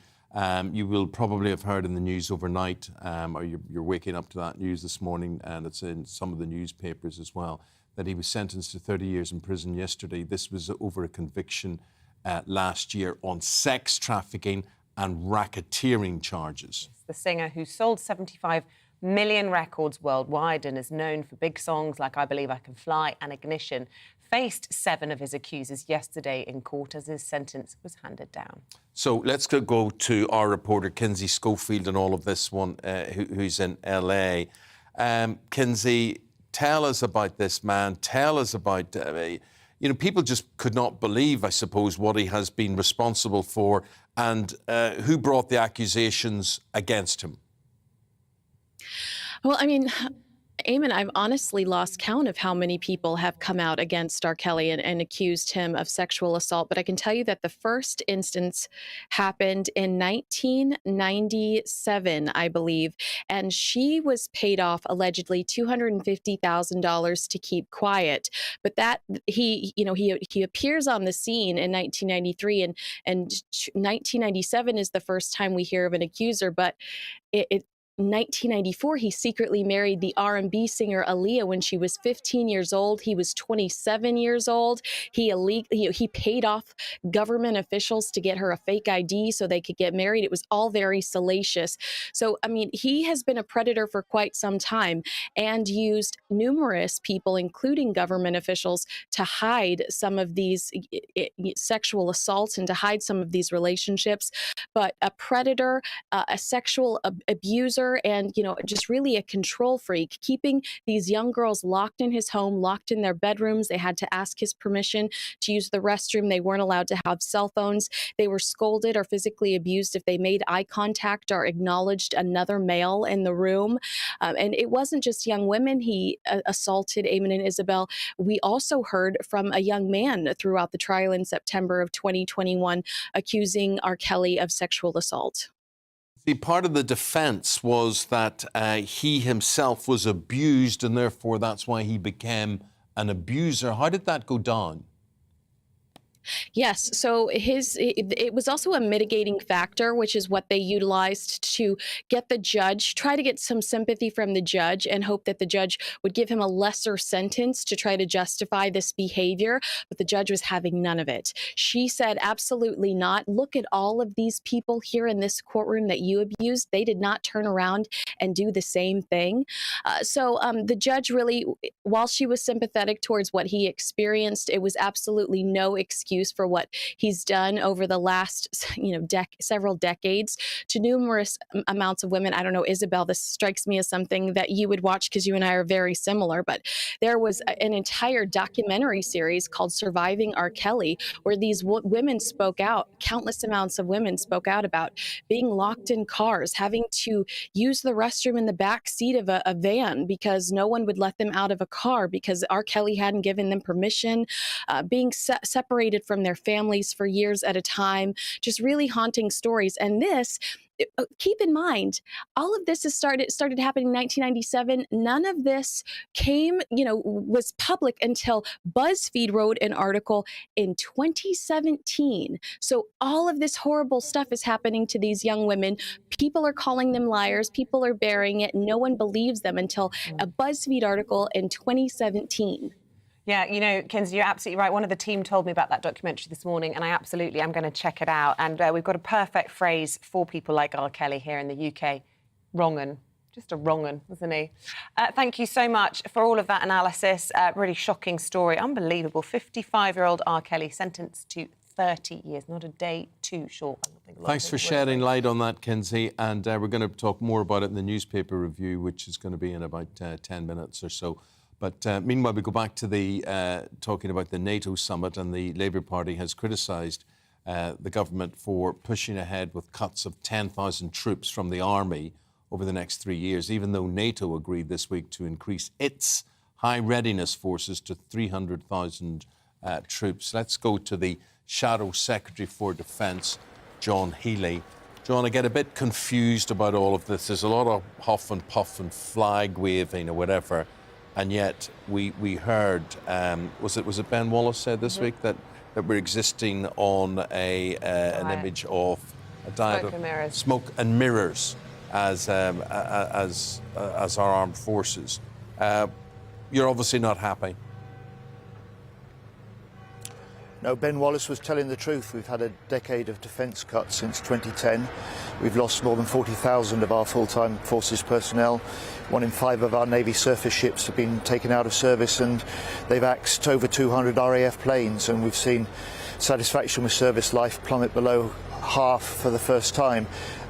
What's needed now is a reboot in our defence planning, a review of our defence spending, and above all a programme to get to grips with the massive waste in military procurement. And well, the Prime Minister's spokesperson came out and said that the troops in this country are the right size, and that was following a defence review last year, a review that you're saying needs looking at again. My question to you is, how would Labour propose to fund all of this?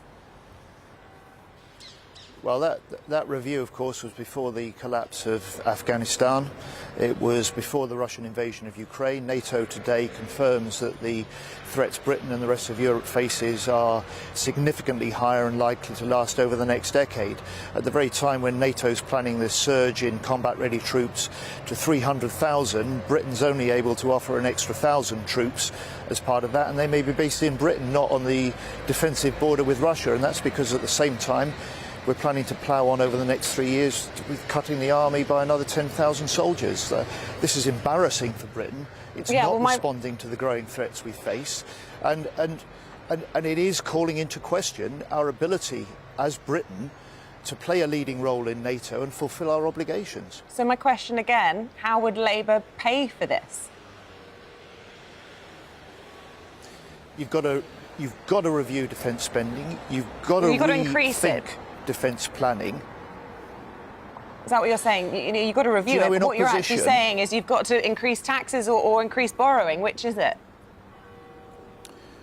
Look, any democracy has to respond to newly realised threats that we face to our security. That's true of Britain, it's true of the rest of Europe. Labour in government did exactly that after the 9/11 attacks, when we increased the defence spending with the largest sustained increase then for 2 decades. Now it needs that review of defence spending in light of the growing threats. It needs a halt to the army cuts. And you challenged me in opposition. It's a fair question, but I have to say to you, you simply can't fix detailed figures from opposition without seeing the highly confidential military information on threats, on weapons systems, on adversaries' plans, and on costs. But Labour will always commit what's needed to defend the country, just as we did in government. And over those 13 years of Labour in government, up until 2010, the average spend in NATO terms was 2.4% of Britain's GDP on defence. John, there's another problem, though, whether you would reverse those cuts or, whatever you would do in terms of increasing budget for the armed forces.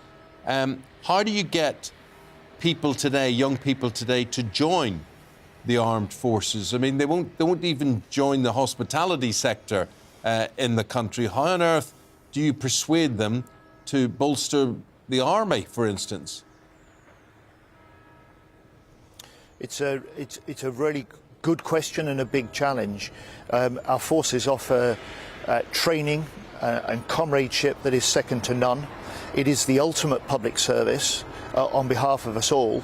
But I've also argued that you have to give people, and this is part of the government's job, and actually I think a NATO lead role as well, giving people the belief that our country, our democracy, is worth defending. And this, of course, is exactly what Putin and other enemies of European democracies are trying to do. They're trying to divide us in this country, they're trying to divide allies, and they're trying to undermine our very belief that we're in a country, in a system that's worth fighting for. And so I want to see the government and all political parties playing a much more active role in recognising that if we want strong armed forces, strong defences, we have to have a strong belief in our own country. This is worth defending, and I think you'll find then young people more willing to see the not just a sense of duty, but the opportunity for them to serve in our forces. John Healy, thank you very much indeed. John's the Shadow Secretary of Defence, talking to us live there from Westminster. And I suppose what we're saying here is, despite all the bolster, whatever's coming from Boris Johnson, he still plans to push ahead with cuts of 10,000 troops from the British Army, which I think is already sitting at about 75,000. So it would bring it down to I think it bring it down to about 72,000 from memory, something like that. But it's a big problem. But why talk one way and then another way? Cut 10,000 troops from the army. So the thing is, if you're a youngster, would you join the army? Would you let anybody in your family join the army? I mean, those that do seem to lead very fulfilled, very purposeful lives, and are very committed to what they do. And I know a lot of you who watches are ex-forces. But are we funding our armed forces to the right degree? Let us know, gbviews@gbnews.uk, or you can tweet at gbnews. Let's stay with us. Coming up, we've got all the sport, the latest, of course, from Wimbledon. See you in a sec.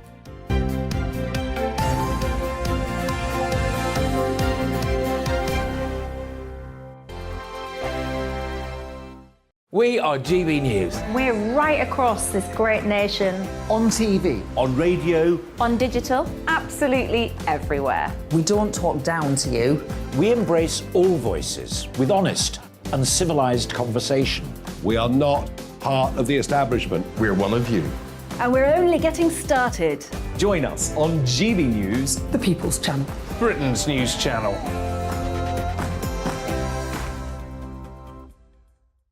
Hi there, it's Stephen and Anne. At breakfast from 6 a.m, you'll always be caught up with everything you need to know, the latest headlines, opinions and debates. We'll bring you the good news and the bad, but most of all, we're here for you. Remember, send in your views and let us know what you would like us to talk about. That's because we're your news channel. And every morning at 6 a.m, it's breakfast on GB News. My name's Tom Harwood, and join me 9:30 a.m. every weekday for The Briefing, your one-stop shop for everything you need to know about what's going on in politics today. I wonder if this is a deal that might need to be like the biscuits in this factory, twice baked. Is there not an opportunity here to win out against the extremes? Tom Harwood, GB News. What are you going to do about it? Things should have been done differently, and they certainly are being done differently. Don't miss it. The Briefing with me, Tom Harwood, 9:30 Monday to Friday on GB News. Where would you like to go? Just take me to the studio, please, Matt. You know where you're going. I've got a show to do. Friday Night Feast on GB News, 7 p.m. And it's like nothing you've ever seen before. We take a different angle on the week's biggest news stories. The viewers and listeners set me some absolutely mad challenges to do. We tried to rehome a rescue dog. And yes, there's some other wacky stuff in there as well. I feel like I could take on the world. Well, that's that. Friday Night Feast with me, Patrick Christie's, every Friday, 7 till 9 p.m. on GB News. Be there.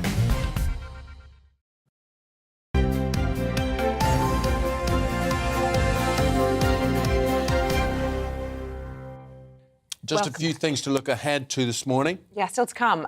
The cost of living crisis continues. We talk about it a lot on the programme. Many, as we've been saying this morning, foregoing their pension pot, reducing their contributions. So we're going to be talking to a financial expert about all of this. Says we need to plan for the future. It's such good advice, because the number of times we talk to viewers who say, I just didn't do what I should have done. Yes, but you need the money. You need the money then. And the thing I want to know from the pension people is, it's okay, they say, oh, your pension pot. Then they come along and say to you, oh, your pension pot's gone down by X amount. No, I know. And you think, well, why am I doing that How can you for? protect your pension pot? Is there a safe way to save? But you're better off with the cash now, or putting it in that pot. Definitely in the pot, Eamonn. Yeah. So that's just before 8. And then also, how do you get out of paying an expensive parking ticket? We've got top tips on that. Do you get many parking tickets? Do you? Probably more than my husband, yeah. And speeding fines. I shouldn't confess to this, but anyway. I've got one parking ticket in my life. Oh, goodness. What? One. You're such a goody two-shoes. You act like you're such a bad boy, but you're actually, like, Such a good But boy. it was like 40 years ago. Oh, for goodness sake. Well, you don't need any tips. And I Sounds would like I'll be contest leading it. that. Yeah. Anyway, we are going to meet a man who's got advice about why you should challenge your See, party. I've been unfairly targeted. Yeah, That's what it is. because apparently people don't challenge them, yeah. right? Okay, 8:45 at doing that. Right now, let's look at the back pages of the newspapers. The back pages aren't firing. Right. Why does it not surprise me? Right. Double fault. There you are, back page of the Mirror. Andy Murray, Emma Raducanu, knocked out of Wimbledon. That's all you need to know, really. Right, OK, let's go to Paul Coyle. I thought the double fault was actually one being the newspaper not firing and the other one very about good, your parking very fines. good. Could be. Okay. All right, well, it's all over then, is it? No reason to watch Wimbledon from That's here it, on? we're done now. I've done it with tennis. No, that's it. No, we still have hope. We will talk about Emma and we'll talk about Andy as well. Emma Raducanu, it's such a strange one to try and work out. And I've been saying this for goodness knows how long. And I said this yesterday, it's in reverse, isn't it? Her career is started with the big win at the US Open, when nobody knew who she was, and Wimbledon last year. And now it's almost like she's gone back to school to be the 18, 19-year-old upcoming tennis player. And she went out yesterday, 6-3, 6-3, there she is. That's her winning a point there, but against Caroline Garcia, the world number 55. It was almost like she was more experienced, Garcia. She knew how to play against Emma Raducanu. She knew the faults, she knew the difficulties, and so she played and almost bullied her off the court. And that's what happened. It was as simple as that. I don't know whether she's been worked out now, and now it's now looking at a new game, but second round, that's it, she's out. Isabel, you're a big fan.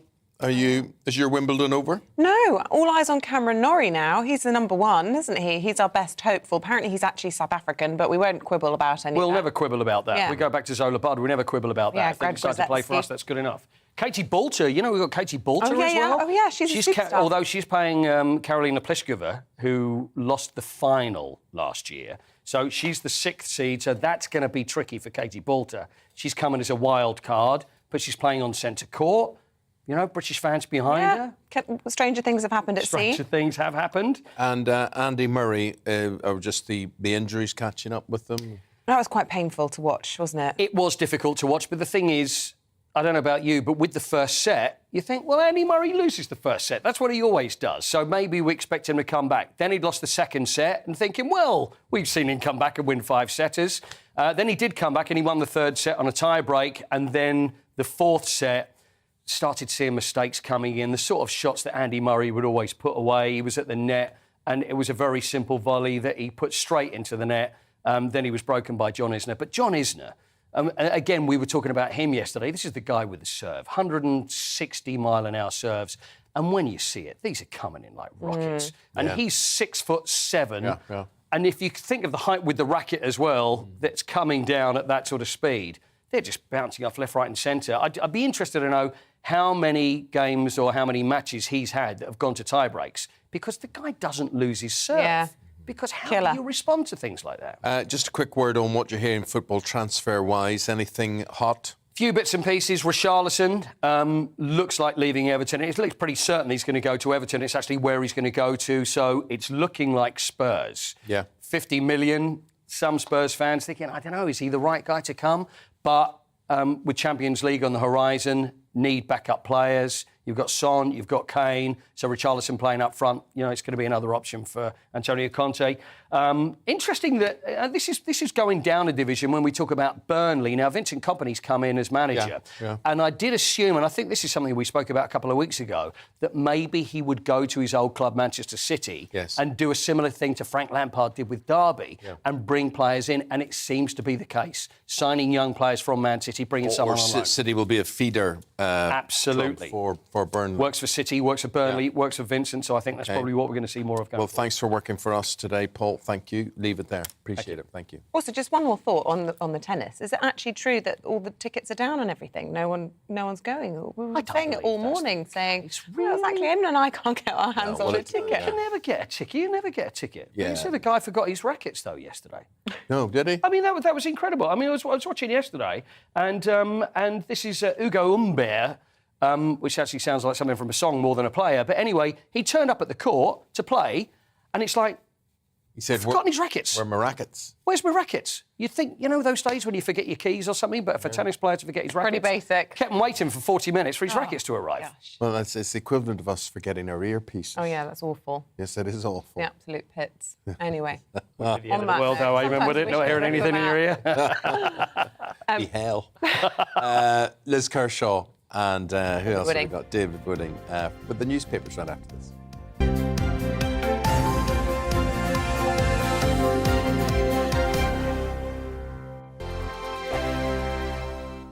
We are GB News. We're right across this great nation. On TV. On radio. On digital. Absolutely everywhere. We don't talk down to you. We embrace all voices with honest and civilised conversation. We are not part of the establishment. We're one of you. And we're only getting started. Join us on GB News, The People's Channel. Britain's news channel.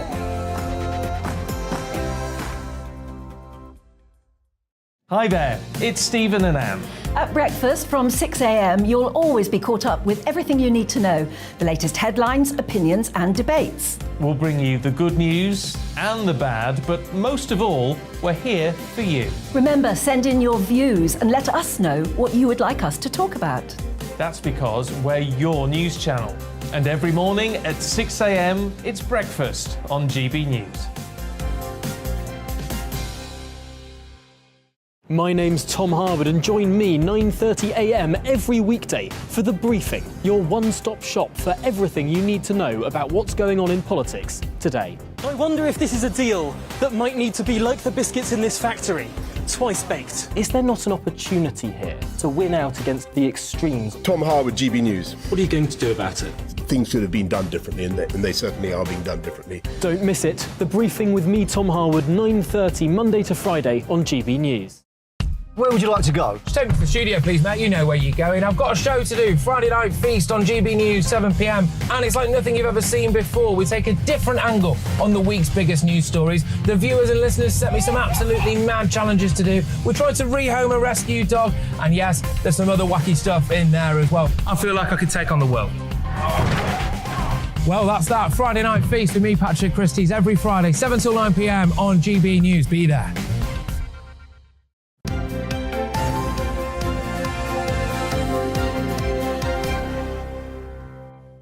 Welcome back. Time is 20 to 8. We're going to go through the papers again today with the political editor from The Sun on Sunday, David Wooding, and the legendary broadcaster Liz Kershaw. And Liz, let's draw on that legendary status and talk about your interactions with R. Kelly, who, of course, is in the papers and the news this morning, because overnight he was sentenced to 30 years in jail for his depravity.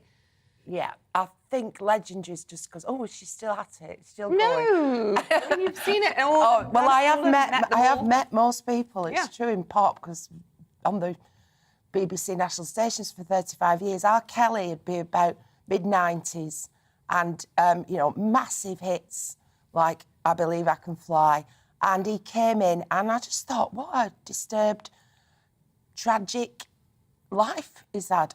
He, described his background, being brought up in abstract poverty in a project which these huge estates, publicly owned estates in American cities where they kind of dump people, ghettoise them, the deprivation he talked about.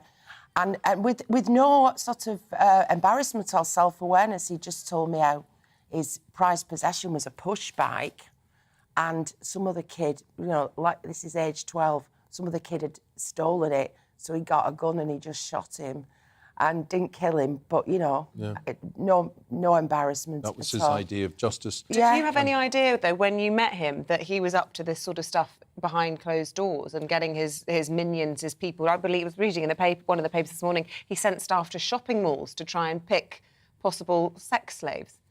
Yeah, no, I had no idea of that. But I do have to say that there are a lot of people that I've interviewed, I've been a fan of, I've met, I've got to know very, very well, and because of that, I know a lot, and also I've learnt a lot, and also I'm a fan of musicians' autobiographies, biographies.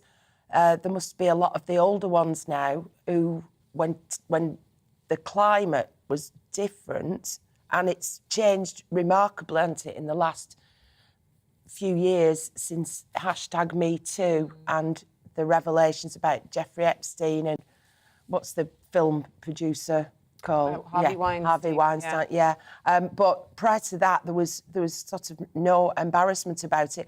And they must be thinking, oh, God, I hope nobody reads my book now. And things people have said in interviews in the past, boasting about orgies and...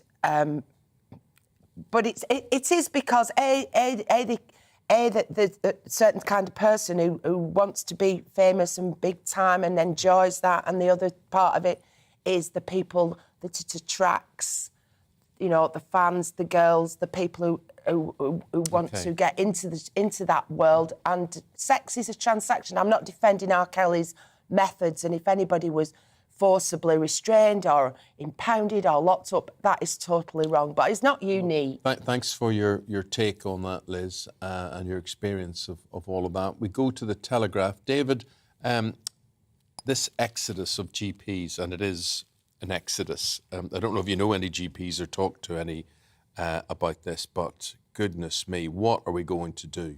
Well, it is. It could even be the end of the GP as we know him or her. I mean, the general practice is the bedrock of the NHS for many, many years.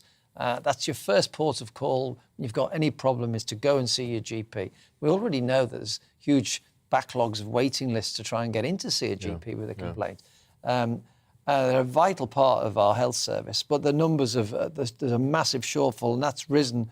By 2030, they reckon that 25% of posts could be vacant. There's also a shortage of nurses, district nurses in the GP surgeries.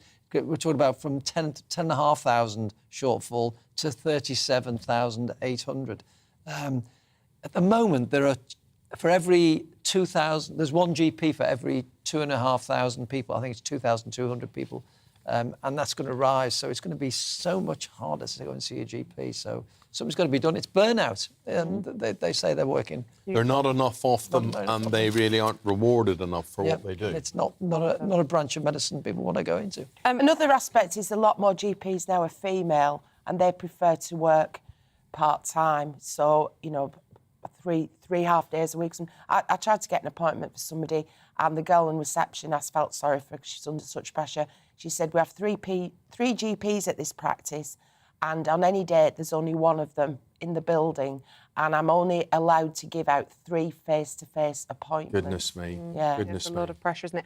Liz, I want to turn to this story in the Express. It made me chuckle this morning, just the headline. Very clever. Pippa Crerar wrote this one. She wrote the one in the Mirror, sorry, but this one, the biggest winker in politics. Yeah. This is in reference to Dominic Raab. He was head-to-head with Angela Rayner in PMQs yesterday. He made a couple of sort of classist comments that didn't land too well. What was your read of it, or indeed what's the Express's take on it all? Well, I absolutely condemn somebody judging themselves to be superior because the person opposite's got a northern accent and therefore they make assumptions about you. I don't like Angela Rayner. I'm not defending her particularly, but it's not a good visual when a snooty guy with a received pronunciation accent in the Conservative Party puts down a Labour girl from Salford. You know, that's not... They should learn. And also, winking. You know, if somebody winks at you, it's kind of... It's not... It's either sexual or it's patronising. It's not...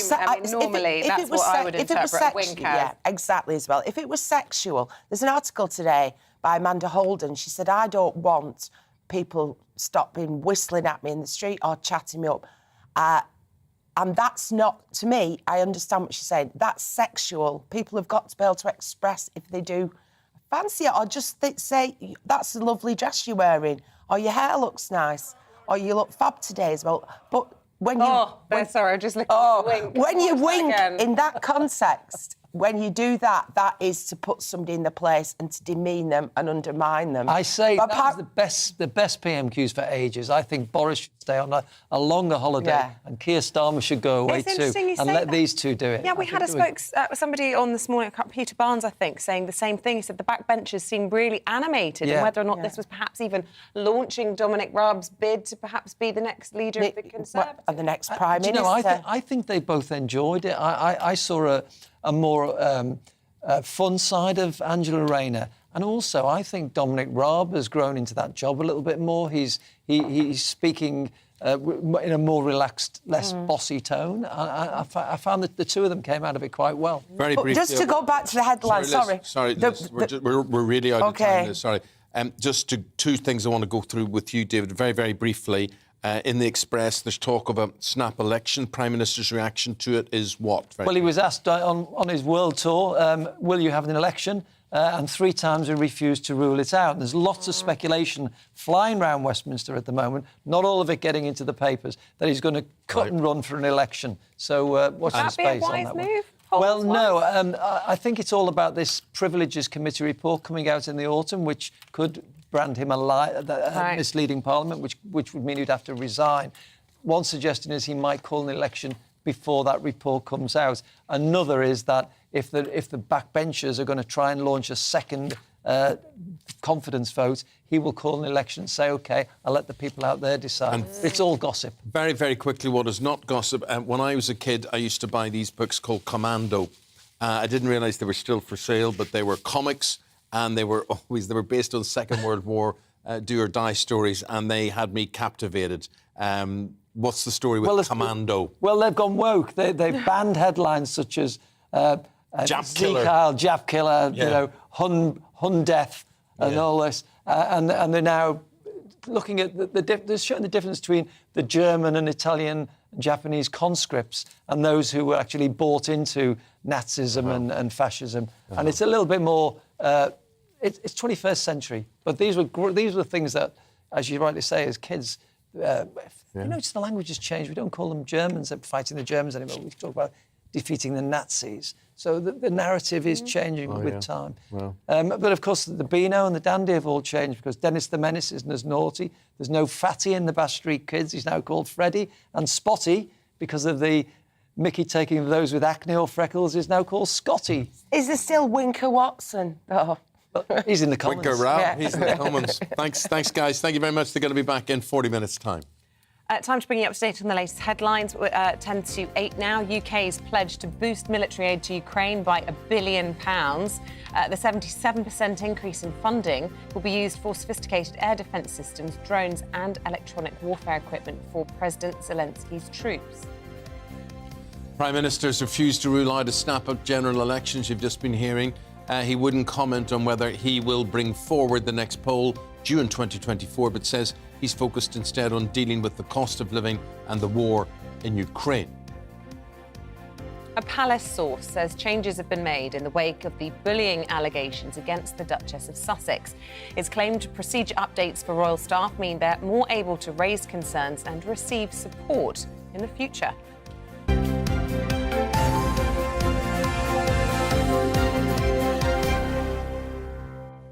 We're going to talk about pensions now, and experts are saying that if you are a pension saver, you may be at risk of missing out on thousands of pounds because of the current economic crisis. This report from Scottish Widows found that many people are concerned about making ends meet in the cost of living crisis, which means that about 10% of you have reduced or stopped contributing to your pensions. For more on this, let's speak to personal finance expert Gemma Godfrey. And Eamonn was begging the question earlier on whether this is, a good opportunity to say, you know what, let's just spend what we've got while we can because we're a bit tight on cash. Or do you think people really need to prioritise their pension because it creeps up on them out of nowhere?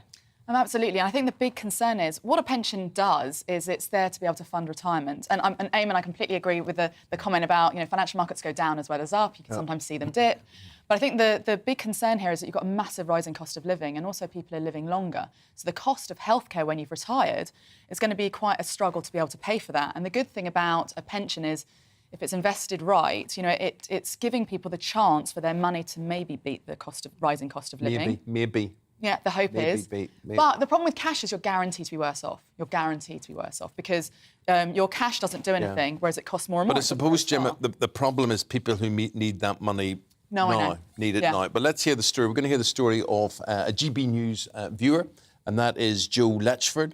And Joe is joining us from East Malling in Kent this morning. Joe, very nice to see you. Good morning. Good morning. Morning to you. Joe, what is your situation and what's your worry about pensions? Well, the reason I asked to come on was yesterday I listened to your guest and she clearly was retired and managing on a state pension. And I got the idea possibly she still had her husband or a partner, in which case there's two incomes coming in.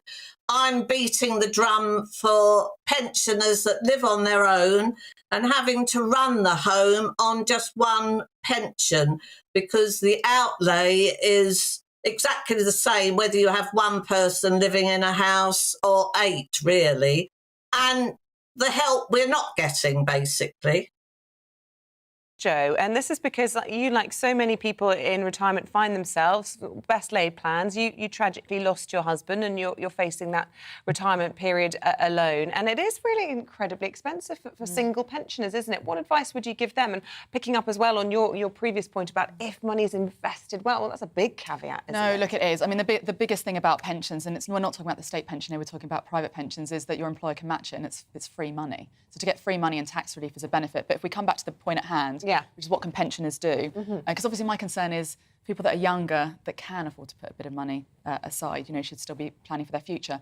But in terms of providing some advice now, there's support out there. So, for example, the government came out and said that they're giving pensioners, £300 to help top up, to help them afford their energy bills towards winter because, energy bills, people are trying to decide between whether they can heat their homes or feed their families. But there's also, it's called a winter fuel payment, which is between £100 and £300, which people should get, again, that hit the state retirement age, state pension age. And there are other top-ups that are available, especially when people are on benefits. So, the advice is to go on the government website and see what people qualify for. But as a personal finance expert, is this a question you get asked a lot about for the single households? Because we were talking about it with the team this morning, how everything's pretty much apart from your council tax. You don't really get many benefits from having to live on your own. And it's hugely expensive to run a house single-handedly.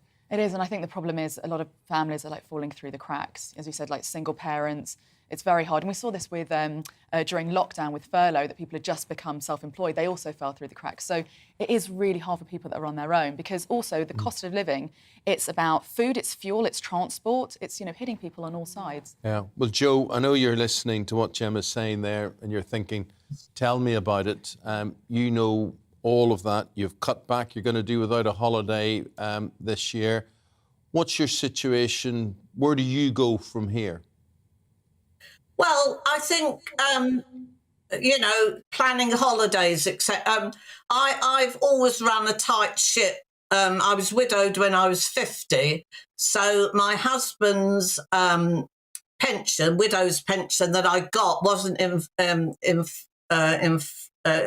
didn't go along with inflation. So what I got when I was 50, I still get now, which is really not a lot, then plus my state pension. So I was a bookkeeper, so I've always kept a check of everything. I run a spreadsheet, and I did have a little bit at the end of the spreadsheet for the holiday. Now my heating's gone up from £1,200 to £3,500 over the year. Not yet, because we haven't got the bad months yet. But so that bit that was at the end of the spreadsheet's now going to be absorbed. And, I'm not going to benefit from it because I'll still have a warm house. But I had a warm house last year. So, Joe, do you wish you had have done anything? I'm not sort of on here just to moan because my age group, we were brought up to make do, and I still make do. And that's not a problem. But I do feel for, I've got grown-up sons who are in their 50s, They've been used to takeaways and going out for lunch and things like that. That's something I've not really done, although I've had a nice lifestyle. I've had to work. But I just think it's just coming, it's tumbling down. It seems to have flipped over just in the last few months. No, it is awful. It is awful. And sometimes I think the lesson, I think one of the things Gemma would say is that we think about pensions as for old people. And yet the irony is, I suppose, if you start young, you're going to be in a better position. Is there anything you wish you had have done differently? Any advice you would hand out to other people who may be on single pensions there that you didn't do that you wish you had have done? No, because I think I've done everything I possibly could. At 50, I've always worked all my life. I brought the boys up with my husband. Sadly, he died when he was 54, and that was absolutely dreadful, and I've had to work ever since. But to be honest, I've thoroughly enjoyed that. I've met lots of people, lovely people through my life. No, I don't have any regrets. I just feel a bit miffed at the moment that the Chancellor's giving out all this money, and I don't begrudge people, but I just think it's all going in the wrong place at the moment, and we just can't afford as a country to do that. Yeah. Well, that's Joe Letchford there putting the case for people who are retired, telling us that a retirement income crisis could well be coming your way. Joe, we've got to leave it there. I'm very sorry, but thank you for getting in touch, and thank you for being... And I love your programme. I've watched it for the whole year. Oh, you're the one. Oh, well, it's great to get you on. And you know what you say, what so many people say to us in the street, you've put it perfectly this morning. So thank you so much for coming on and sharing your experiences. Really appreciate it. Yeah, and thank you, Gemma Godfrey, as well. Little words of wisdom, really useful personal finance expert as well there. And Joe, if I'm ever in East Malling in Kent, you and me going to lunch. On me, OK? On me. Thank you. God bless. Bye-bye. Bye-bye. Bye-bye. We're going to take a quick break. See you in a moment.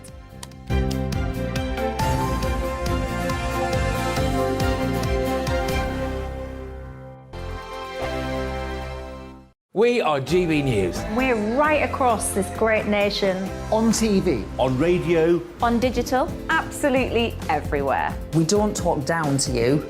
We embrace all voices with honest and civilised conversation. We are not part of the establishment. We're one of you. And we're only getting started. Join us on GB News, The People's Channel. Britain's news channel.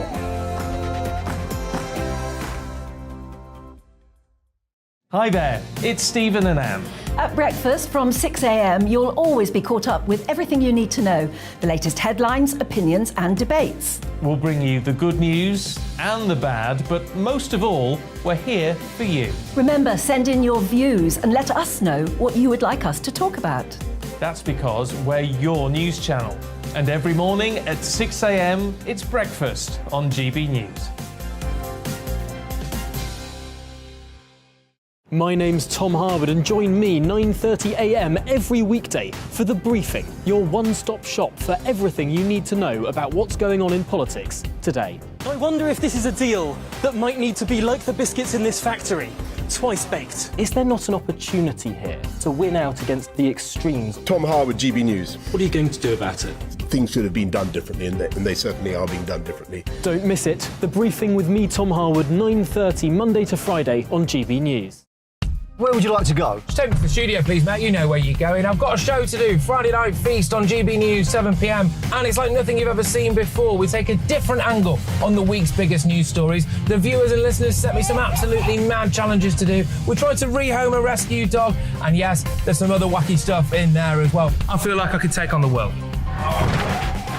Well, that's that. Friday Night Feast with me, Patrick Christie's, every Friday, 7 till 9 p.m. on GB News. Be there.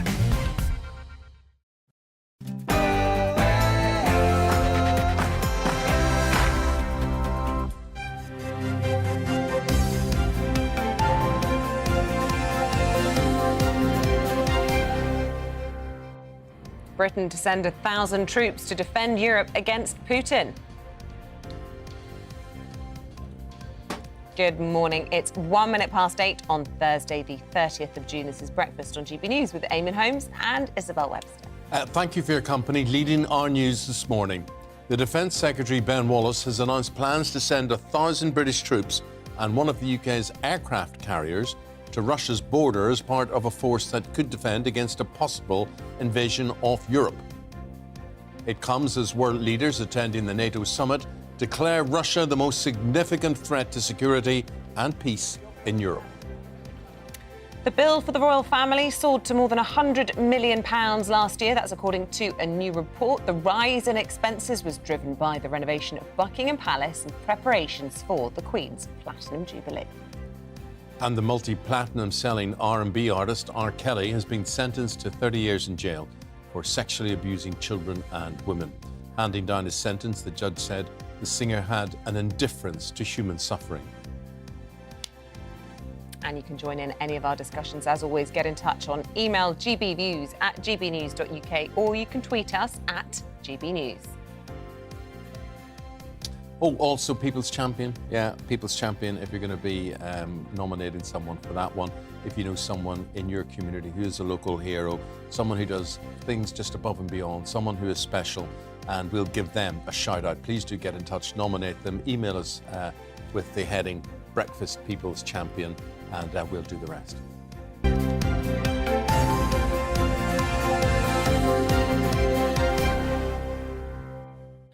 So our top story this hour, the NATO summit is drawing to a close today and the UK has pledged 1,000 troops and an aircraft carrier to defend the alliance's eastern border from an attack by Russia.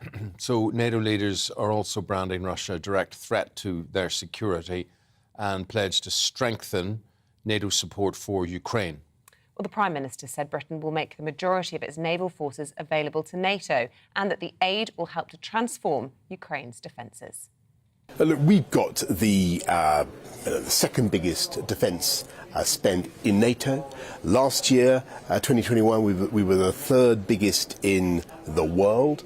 We've increased our defence spending by 24 billion, which is the biggest amount since the end of the Cold War. But what we're also doing with the Eastern European countries, with the Baltics, is offering long-term support, partnership, to help them build up their defences and make sure they can repel any attack immediately. Well, viewer Littlebird says that Boris is living in his Winston fantasy instead of saving this country. This is where his war is, but he wants to warmonger with NATO and Biden. Why have issued, says Keith Stafford, why have NATO not issued a joint statement saying they are a defensive organisation and will never attack Russia unless a NATO country is attacked? I think that's written into the constitution of NATO, actually, isn't it? Yeah, that's right. Yeah, attack on one is attack on all of them. As for joining the army, you won't get people to join the army because we get involved in things that have nothing to do with us, says Mark. Your views very much appreciated. Thank you. Let's bring in our political editor, Darren McCaffrey. He did that interview for us with the Prime Minister yesterday. He's at the summit for us in Madrid. Look, really interesting the way the papers are covering this. Really significant moment, I think. Everybody pausing and taking in those announcements coming from NATO. The way the Metro's got it, and lots of people, not just in London, do take this paper. Europe's new Iron Curtain, and it has really sort of as a throwback to another time, isn't it? Yeah, it's really quite a stark reminder in many regards of where we're at in this conflict. There is no sense that Russia is going to roll back anytime soon. Frankly, actually, we've probably, Isabel, seen an escalation of the conflict in Ukraine this week. A defiant message from Vladimir Putin and Russia with that missile strike on a shopping mall in which dozens of people died. The United States essentially overnight suggesting that Vladimir Putin still has the ambition to take over lots of... I believe we're a little bit out of focus, but I will keep going. I will keep going in conversation. I think in large degrees, though, I think where we're at with all of this is that, frankly, the Western Alliance, NATO here in Madrid, want to send a very defiant message to Putin, and that is why we're seeing this upscale in terms of NATO's capabilities. You're right in pointing out 1,000 extra troops from the United Kingdom. In addition to all of that, there's an extra £1 billion also being made available, the supply of weapons, fuel, better communications for the troops on the ground. That's quite a significant move in many regards, and this is part of a much wider NATO kind of application of the force. We're talking about going from 30,000 essentially ready troops on the eastern flank in Eastern European countries like Lithuania, Latvia, Poland, up to 300,000 by next year. And it is a reminder, I think, that this conflict is not going to end anytime soon. We are looking at a conflict that could well drag not just in the next couple of weeks or months, but potentially years too. But it is also a reminder that there is a big dispute happening back home where you guys are as well about just how we can afford all of this. Frankly, the Defence Secretary, the Foreign Secretary this week have been trying to make the case for increased defence spending. It's not something the Prime Minister's agreed with yet. We know the Treasury aren't terribly happy with it, given the cost of living crisis, given the fact that actually there's a real strain on public finances. And there are also questions as well about the size of the armed forces. The army's due to be cut by another 9,000 troops in the next couple of years. Can we seriously actually contribute to the numbers involved in all of this? So yes, there's resolve, yes, there's a commitment to contribute more, but there's also a debate back home about whether this is the time to actually increase defence spending at a time when, honestly, the country in many ways can least afford it. Well, thank you, Darren. Thank you very much indeed. Live from Madrid there. And on the cost of public spending, the cost of the royal family rose to a record £100 million last year. This is according to the figures and the report from the Sovereign Grant, which is the monarchy's annual financial statement. So what is the reason for the rise and what is it all being spent on? Let's get some analysis now from the author and royal correspondent at the Vanity Fair, Katie Nicholl. Good morning to you. Good morning. Look, every time the sovereign grant comes up, people sort of scratch their heads and ask difficult questions about whether we're getting value for money for the firm. When it's going up so significantly, when so many other people are tightening their belts, an even more awkward conversation. It is, but I think it's important to make 2 points here because you get a lot of figures thrown at you in this sort of debrief. But the two that I think we need to just go over, it's worth saying that the sovereign grant, which is the pot of money that the royal family get from the government, it's financed by us taxpayers, that stayed the same. That hasn't changed. So that stays at 86.3 million. That's what they receive. So everything's gone up. Inflation's gone up. Expenditure's gone up. That's shot up by 17%. So that's left a shortfall of 14.6 million, which has been met by the Queen personally. So the person really feeling the pinch, actually, is the Queen, because she's having to dip into her own coffers to finance, 364 million, I think it is, for this 10-year refurbishment of Buckingham Palace. So just important, I think, to point those two things out. But a lot of people will be saying, when they're tightening their belts and feeling the pinch of household costs and everything rising, well, why do we have to pay for the royal family? Well, it's costing £1.29 a year to taxpayers. So they have to work out whether they think that's worth the money. And a lot of people resent the fact that the Jubilee celebrations cost so much. If you'd have asked people, are you in favour of the Platinum Jubilee celebrations, they all would have said yes. Yeah, well, I agree with you, Eamonn. I think most people did. But that wasn't a small cost because, of course, it was all the security costs. I think it was something like 28 million that Rishi Sunak had to fine. People, that is a lot of money, undoubtedly. And yet, if you offset that against what came in terms of tourism, that was in the billions. You know, we were the envy of the world those 4 days, and business in Britain. I mean, I was there. It was booming. The hotels were packed, the pubs were packed, the parks were packed.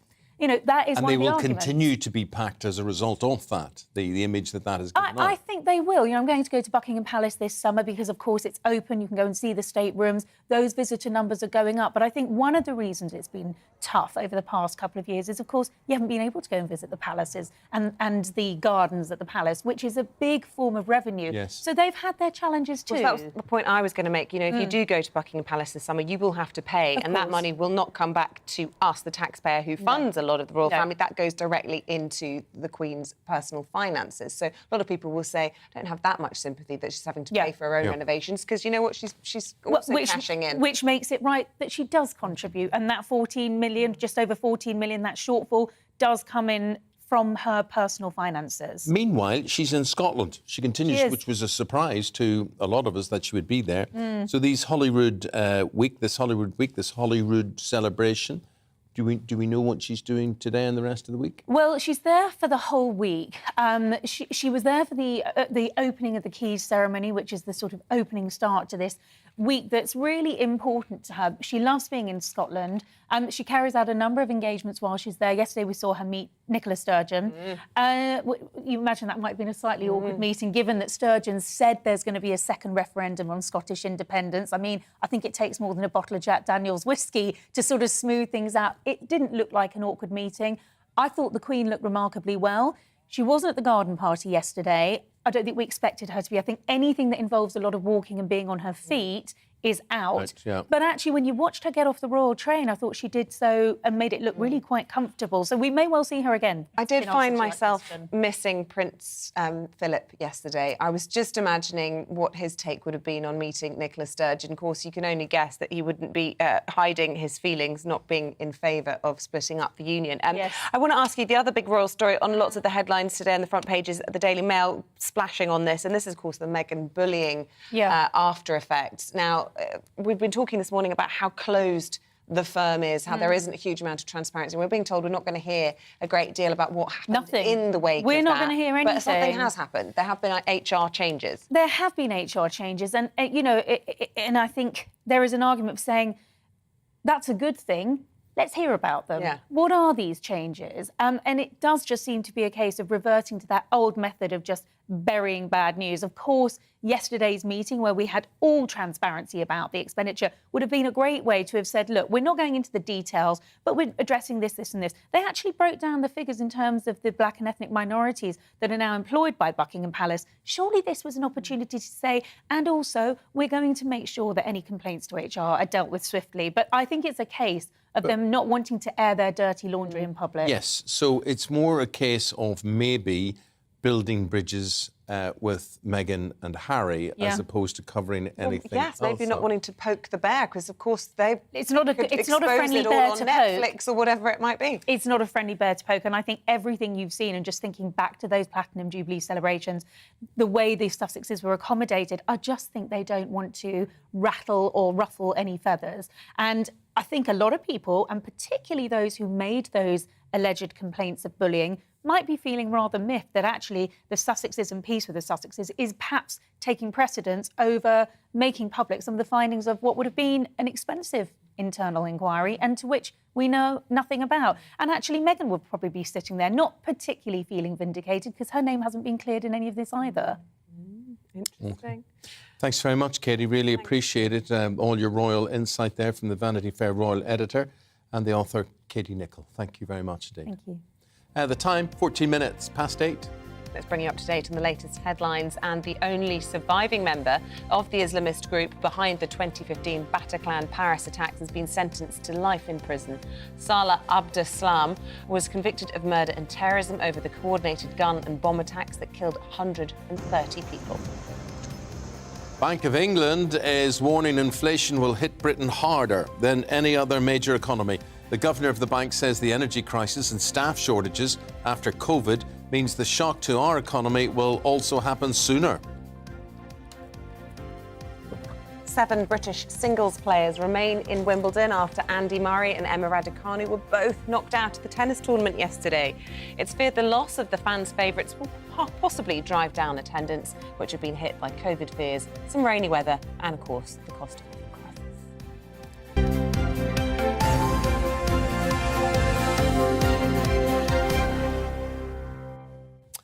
PMQs yesterday, it's got a lot of people talking, a lot of people saying it was better than normal. There was a certain lot of winking going on, and that's created pictures in the papers today. Dominic Raab and Angela Rayner with that. Here comes the wink. What's this? Woo. There we go. What was all that about? Right, let's speak to James Heal. James is the deputy editor of The Spectator. James, what did you think of yesterday's PMQs? Well, it was all rather good fun, wasn't it? With Boris Johnson away, it was time for the deputies to take their place at the dispatch box in the House of Commons. And I think my initial reaction, and a lot of others, was that it was rather good knockabout on both sides. Dominic Raab actually had some good lines in the in the chamber, pointing out Labour's position on the strikes and also suggesting that some in the Labour Party would rather Keir Starmer went sooner than the Cabinet wants Boris Johnson to go. Where would Keir Starmer have been yesterday? Well, he would have stepped away as convention because Boris Johnson's in Madrid at the NATO summit. So that means that they have the role for the Deputy Prime Minister and the Deputy Leader to come in. I didn't know that. Yeah.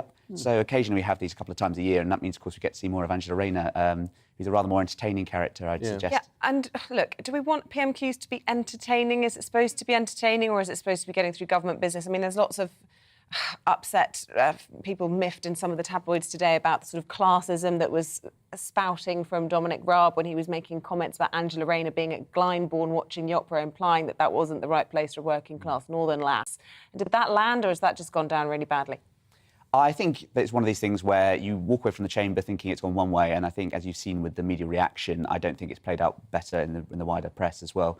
I think certain people can carry off this kind of style or a sort of jibe, and I don't think Dominic Raab is the best person to do that. He's always a little bit slightly awkward in some of these media interviews, and obviously Rayner's been making it, as rightly so, a good political capital out of it. And she came out with a rather good retort as well, which said about the marriage of Figaro is about a dim-witted but privileged man being outsmarted by working-class women, which I thought was a rather nice retort. Here, I want to ask you this about Angela Rayner. Is she a leader? Is she perceived to be a leader? Can she? I mean, she's a great intellect. She's very, very good when it comes to debating, whatever. I mean, I'm just raising the question. When you actually see her in the role, could you see her there permanently or not?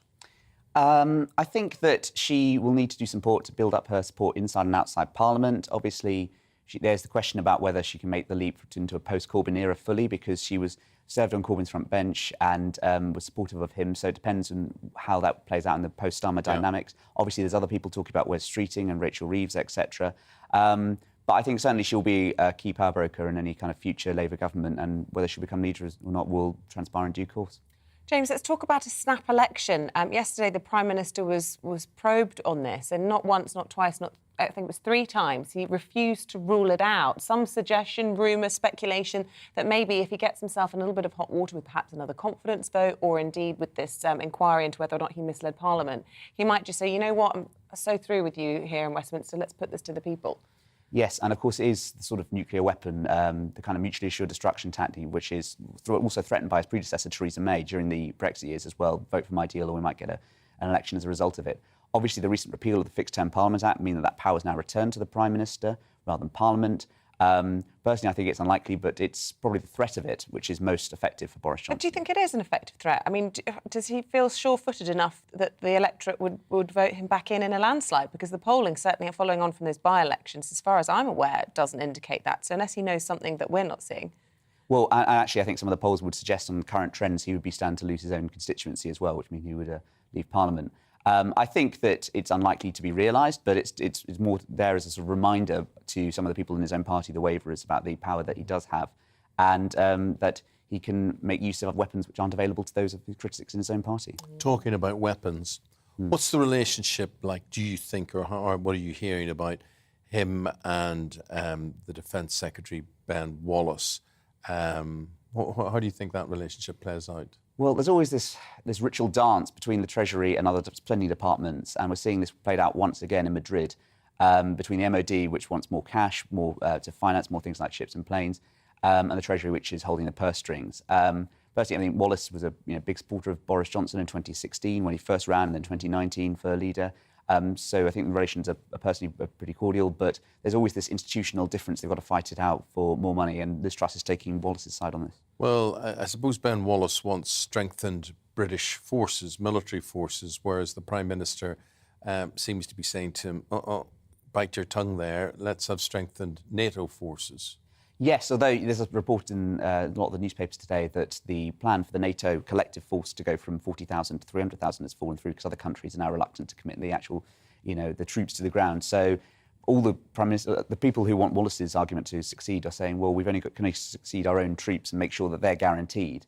So I think that this question about troops is one that's going to keep coming up. Yeah, really interesting. James, Thank you, James Heal, appreciate diary it. editor at The Spectator. Lovely to get your analysis. Thank you very much. Thank you very much. The time, 8:20. Good morning to you, wherever you're watching or listening from. This is Breakfast on GB News. Coming up, we're going to be speaking to the tennis star Isabel, not about the fact that Eamonn introduced her to her husband, but about Wimbledon. We'll talk about that in just a moment. That's after your forecast. Hello, a very good morning to you. I'm Aidan McGivern from the Met Office. Showers again for many of us today. Some lively downpours in places, interspersed by brighter interludes. It's the same pattern we've seen over the last few days. It will continue over the next few days. Low pressure to the northwest and around that low. Unstable air, the air bubbling up all the time, producing showers and in some places longer spells of rain. For example, eastern Scotland first thing, some more prolonged rain. Eastern parts of Northern Ireland as well. Risk of localised flooding here because of the wet weather this morning. But across the rest of the UK, it's a mix of sunny spells and scattered showers. Winds are light, so the showers will be slow moving. That means if you're unlucky and get caught in a few showers, they could last some time, with some hail and thunder in the south. But equally, the sunnier spells will last for a bit longer. So where we get some sunshine, the potential for 22 Celsius eastern England, more likely 18, 19, 20 degrees for much of the rest of the UK. Showers continue for a time into the evening and overnight, before eventually longer clear spells across the UK. And with light winds, clear spells, cool air in place, temperatures dipping 11 to 13 Celsius in the main urban areas, but single figures in sheltered spots. A bright start nevertheless tomorrow, plenty of sunshine first thing. Still some showers around coasts initially, as well as inland as the temperatures rise through the morning. And again, the showers will be heavy and slow moving in places. By the end of the afternoon, the focus will be towards the eastern part of the UK, with drier and brighter weather towards the west, but temperatures once again a little below average for the time of year. Saturday sees further showers, particularly towards northern parts of the UK. Sunday, some signs of improvements, drier and sunnier weather, and that trend continues into next week.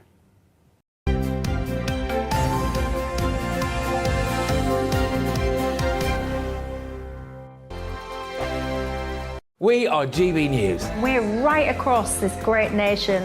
On TV. On radio. On digital, absolutely everywhere. We don't talk down to you. We embrace all voices with honest and civilised conversation. We are not part of the establishment. We're one of you. And we're only getting started. Join us on GB News, The People's Channel. Britain's news channel.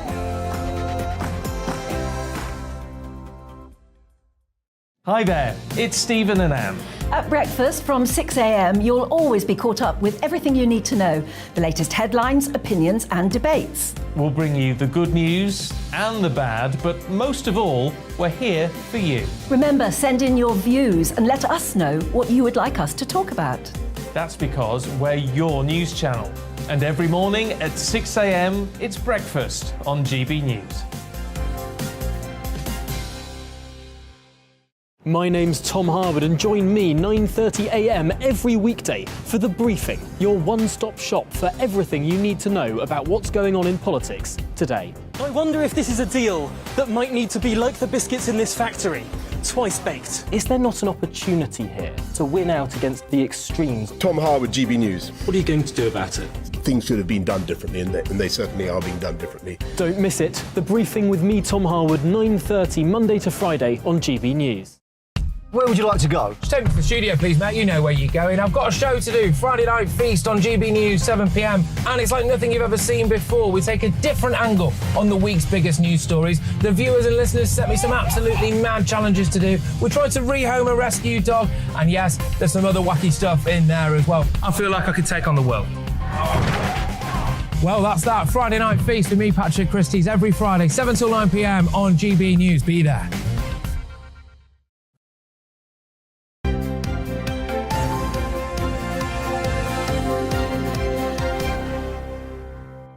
Now, here's something that I was trying to raise about pensions. Right. Now, I know the experts there, the people qualified, and they're the people that warn you that pension pots go up as well as down.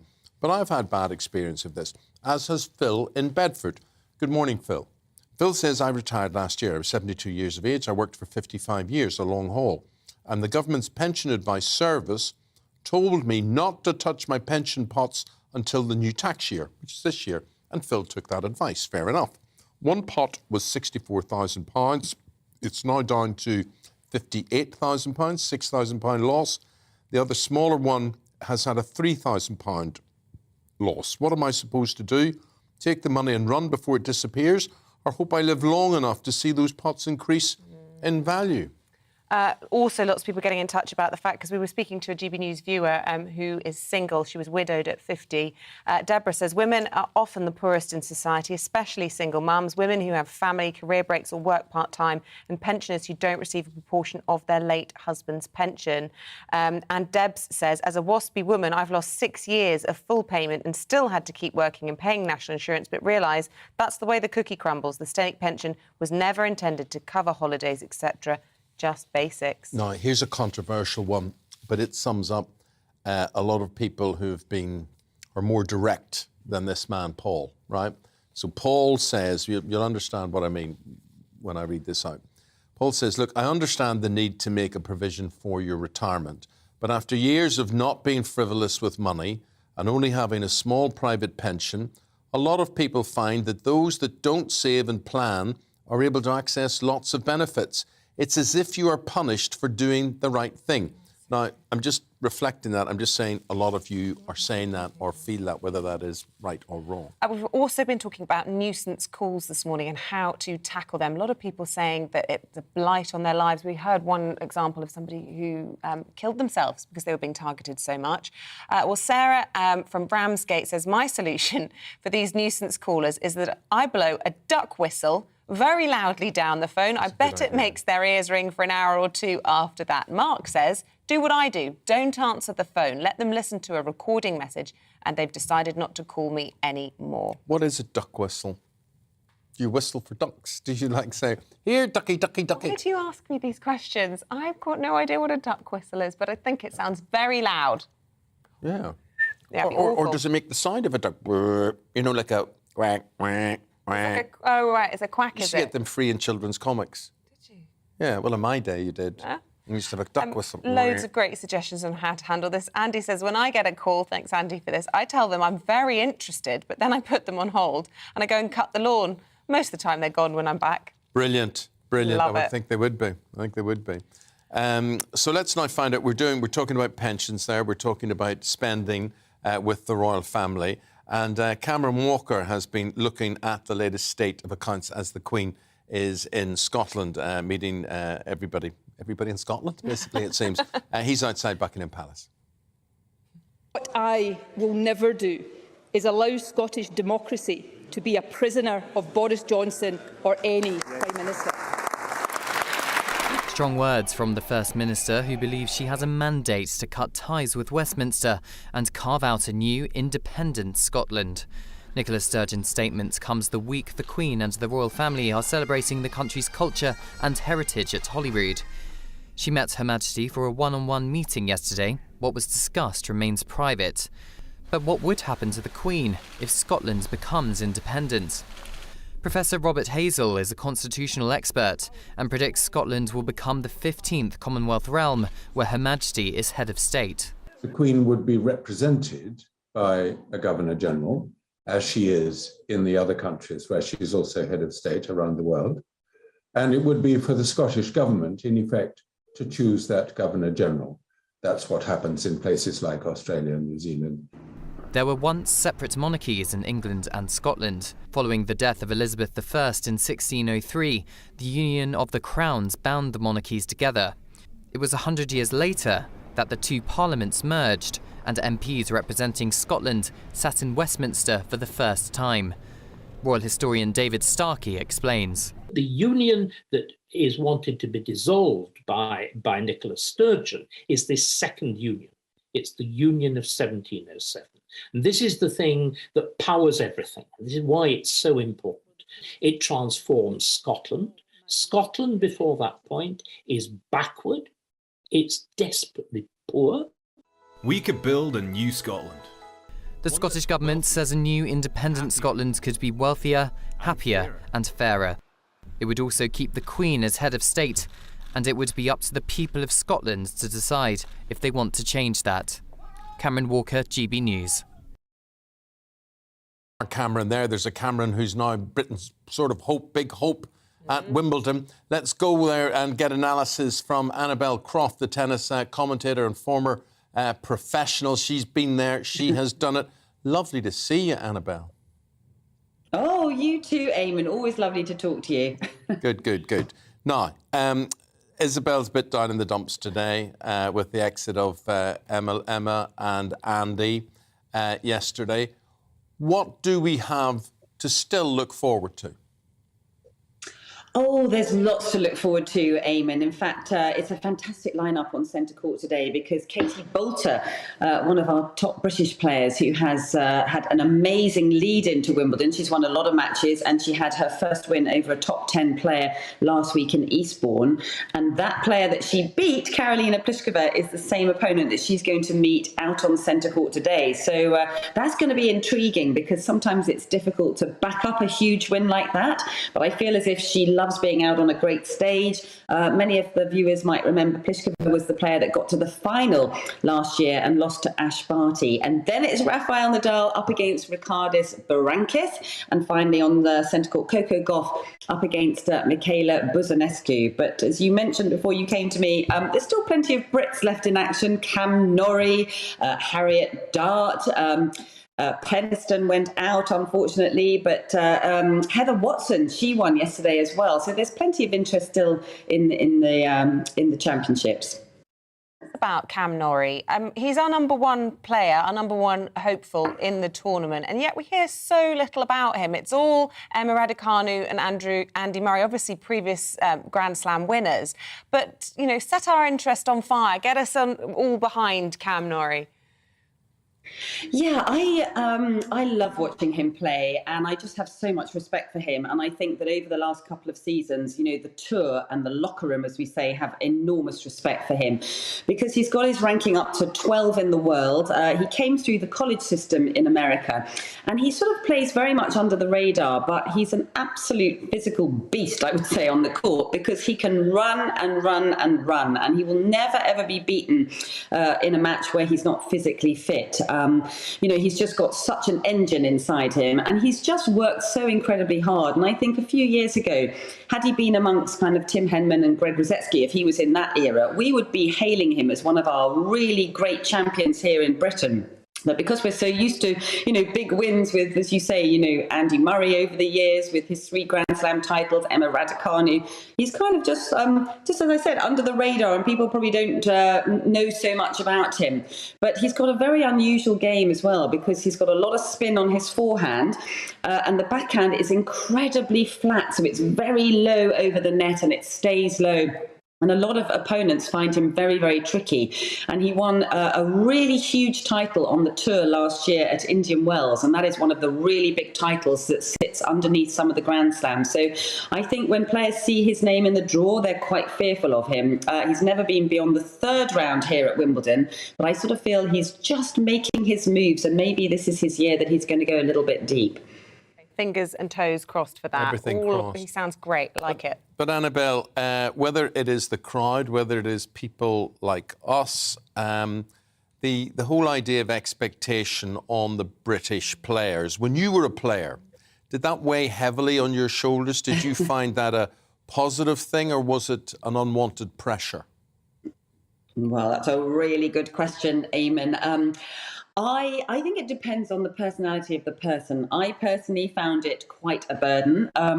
You know, when you have 15,000 people out there on the big show courts, you know, if you miss a shot or you double fault and then you hear this collective 15,000 people sort of sighing or tutting or groaning, actually, it can be quite a burden. But then there's other players like an Andy Murray or even, as I said before, Katie Boulter, who's going to go out onto centre court today. If it's in your personality to really enjoy being on a big show court, you can use the energy of the crowd. And, you know, I think Jo Konta was very, very good in those circumstances. She used to go out onto centre court and really embrace the energy. And, of course, she got to the semis a few years ago. So, you know, it just depends on the character. I think the crowds do have a big impact, and I think it can also have an impact on the opposition. So I think yesterday with Emma Raducanu's match, I think everybody was really impressed with how Caroline Garcia kind of took the crowd on. And even though, even if she hit a great shot, there was kind of almost silence every time she hit a great shot, because of course the crowd was so much behind Emma. But she stayed really mentally strong to kind of come through that match. But not a lot of players can do that. I mean, you would remember over the years all the opponents that took on Tim Henman on centre court, and we used to enjoy those roller coaster ride. Well, I don't know if we enjoyed them, but the roller coaster ride, 5-set thrillers, epics that went into the evening. But the players that he was up against, it was pretty hard for them because the entire country came to a standstill, and certainly out on centre court, the 15,000 just going absolutely ballistic every time Tim won a point. So it's difficult for opponents up against him, is what I would say.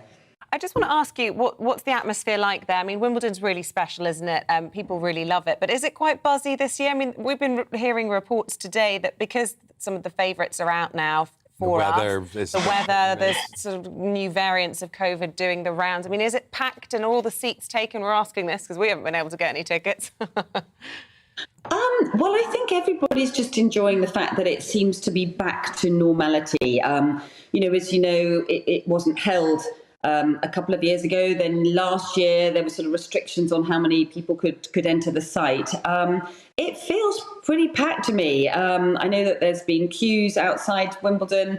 When you look around the grounds, it seems incredibly busy as normal, and the atmosphere seems just as good as ever. I think when you hear an eruption out around the grounds from some sort of thriller that's taking place, whichever court it's on, or if it's on one of the big show courts, I think also for the players, they're really enjoying having the packed crowds back again, because it makes a difference for them if they can sort of really enjoy the energy of the crowds. But I think it feels pretty normal, although I do think that the draws seem as if they have gaps in it, where there's huge opportunities for players to really make a move in the draw. And I think maybe some names that everyone's not so familiar with, who are sort of making their moves through the draw. So we need to do a bit more homework on them. Well, I said hello. Eamonn was Sorry, telling what me... did you say, Eamonn? Tell Mel, your husband, in case you've forgotten him, your husband who you met while you and I were on... He's what? He's where? Yeah, he says hello back again. Hello, Mel, or ahoy, we should say. I was trying... Isabel doesn't believe me, that we all went on a boat and you made off with one of the crew members. Well, all I remember, Eamonn, is that we were both very, very young.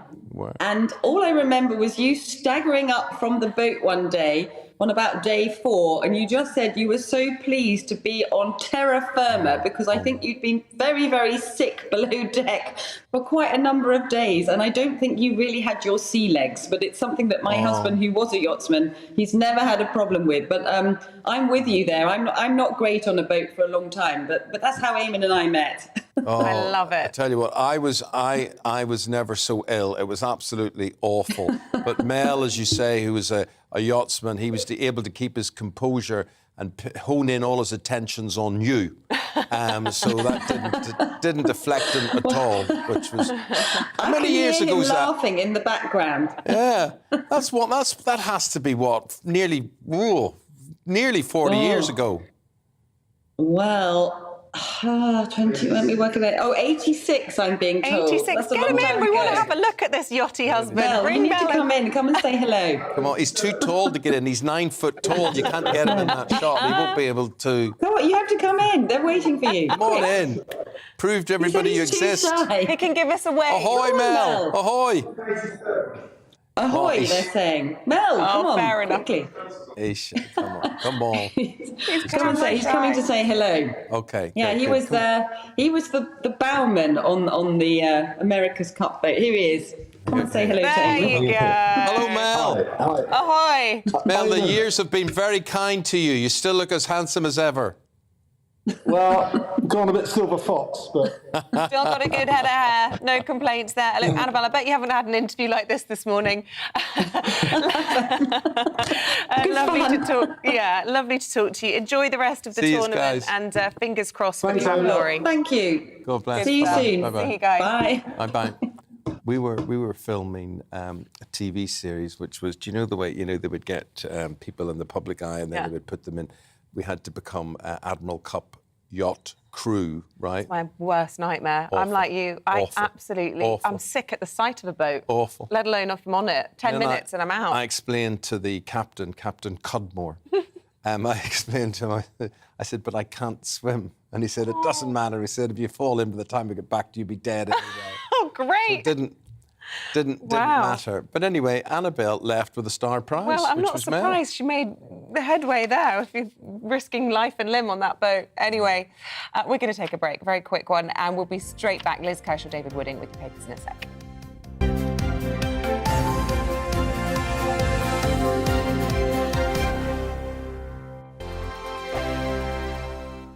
We are GB News. We're right across this great nation. On TV. On radio. On digital. Absolutely everywhere. We don't talk down to you. We embrace all voices with honest and civilised conversation. We are not part of the establishment. We're one of you. And we're only getting started. Join us on GB News, The People's Channel. Britain's news channel.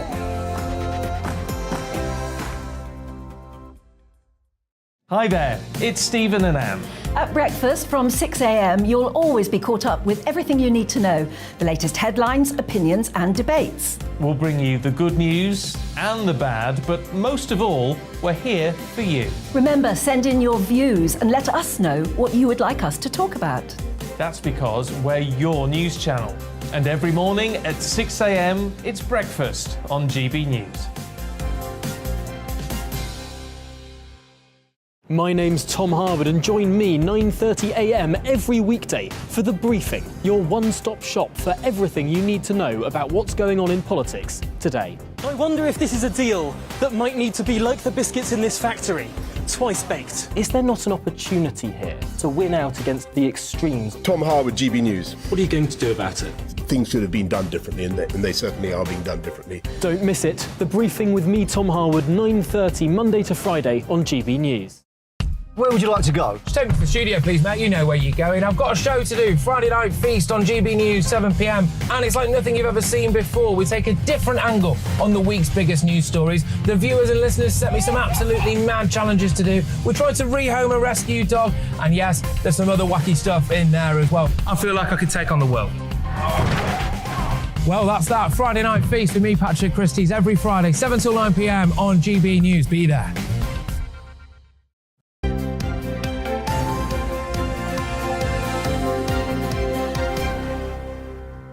Okay, we're going to start by talking about shoe shining and why it's important we're having this debate. It is important because we've got David Wooding, political editor, Sun on Sunday, who will have shoes that will be in need of polishing. Not that they are in need, but they're respectable. They could be. I can confirm. And Liz Kershaw. I've got my trainers. I'm walking to the car park. It's fair enough. But the Sun is saying, David, that men are losing the knack. I mean, you're lazy if you don't shine your shoes. I mean, so I can understand why people don't want to do it. They've enough things to do. Yeah, it was a tradition that, I mean, I remember my dad used to have the box with the yellow duster and the two brushes, one for putting the polish on, one for pushing it off, and there was a bit of spit as well, I think, came involved, and polish them up. And I think that was to do with our parents were obviously military. They had conscription, and so they were taught to polish the shoes up. And your toe caps had to be, you could see your face in it. Now, most people wear trainers for a lot of the time. And that is the reason that 3/4 of people, according to this poll, don't know how to polish a pair of shoes. But I do think, David, and you tell me if you agree, I do think you're judged if your shoes are clean or not. Yes. It's an old saying, isn't it, that the first thing people look at is your shoes. They always look down at your feet. Yes, it is. Well, they do, because if you look at a bloke, more than girls, it's like shoe envy. Oh, I want a pair like. But blokes, if you look at a bloke's shoes and they're tatty, or they're really the wrong, horrible style, or the dirty, Yeah, because my dad used to always judge a gentleman by his shoes. My mother-in-law is about the only one I've seen in our household polishing any shoes. She polishes my son's shoes when she comes to stay, and I must say I'm filled with admiration. I think it's virtuous. It just isn't a priority for me. One thing I will say, Eamonn, when we've been to some black tie events, you've rocked some extremely shiny shoes, and you educated me that the shinier the shoe, the more expensive. Well, in my case, Yeah. not plastic we're dealing with. No, yeah, they were very fancy. Yeah, That's all I remember. Yeah. Right, that's shoe shining. Liz, should we talk about Nicola Sturgeon? There's an interesting piece in The Sun today, Douglas Murray calling her arrogant. Yeah, I mean, God bless our gracious Queen is in the national anthem, and wasn't she gracious receiving Nicola Sturgeon with the utmost courtesy and apparently respect, just the day after Nicola Sturgeon had said she's going to have another bash at breaking up the United Kingdom the day before. I enjoyed reading this, and my take on Nicola Sturgeon, I've said this over the years, she reminds me of a sulky teenager. No, Kevin, Harry Enfield's character, a sulky, ungrateful teenager living in the top floor attic conversion of their parents' house for free, and they want everything. They want use of everything, and in Nicola Sturgeon's case, she wants to keep the sovereign. She wants to keep the pound, otherwise she has no currency. She wants free access through England because if she leaves the United Kingdom, there will be a border. Look at the problems with Northern Ireland, but she wants to get to Europe, and it's like the teenager said, yeah, I want to live here, I want all the benefits, but, oh, no, my Saturday job money or my benefits or my job, my pay, that's mine to keep. And I just think she's totally unrealistic. I'll get a lot of abuse from the Nats now, but the basic premise when she started all this was, Scotland's a wealthy country, we've got oil, we've got food exports, we've got whiskey, and now she's trying to be green and non-nuclear at the same time. It just doesn't pan out. But a raison d'etre, the SNP, is for the separation of Scotland from the United Kingdom. And if she doesn't keep... I can understand her. If she doesn't keep banging on about it, there's no point to it. Yeah.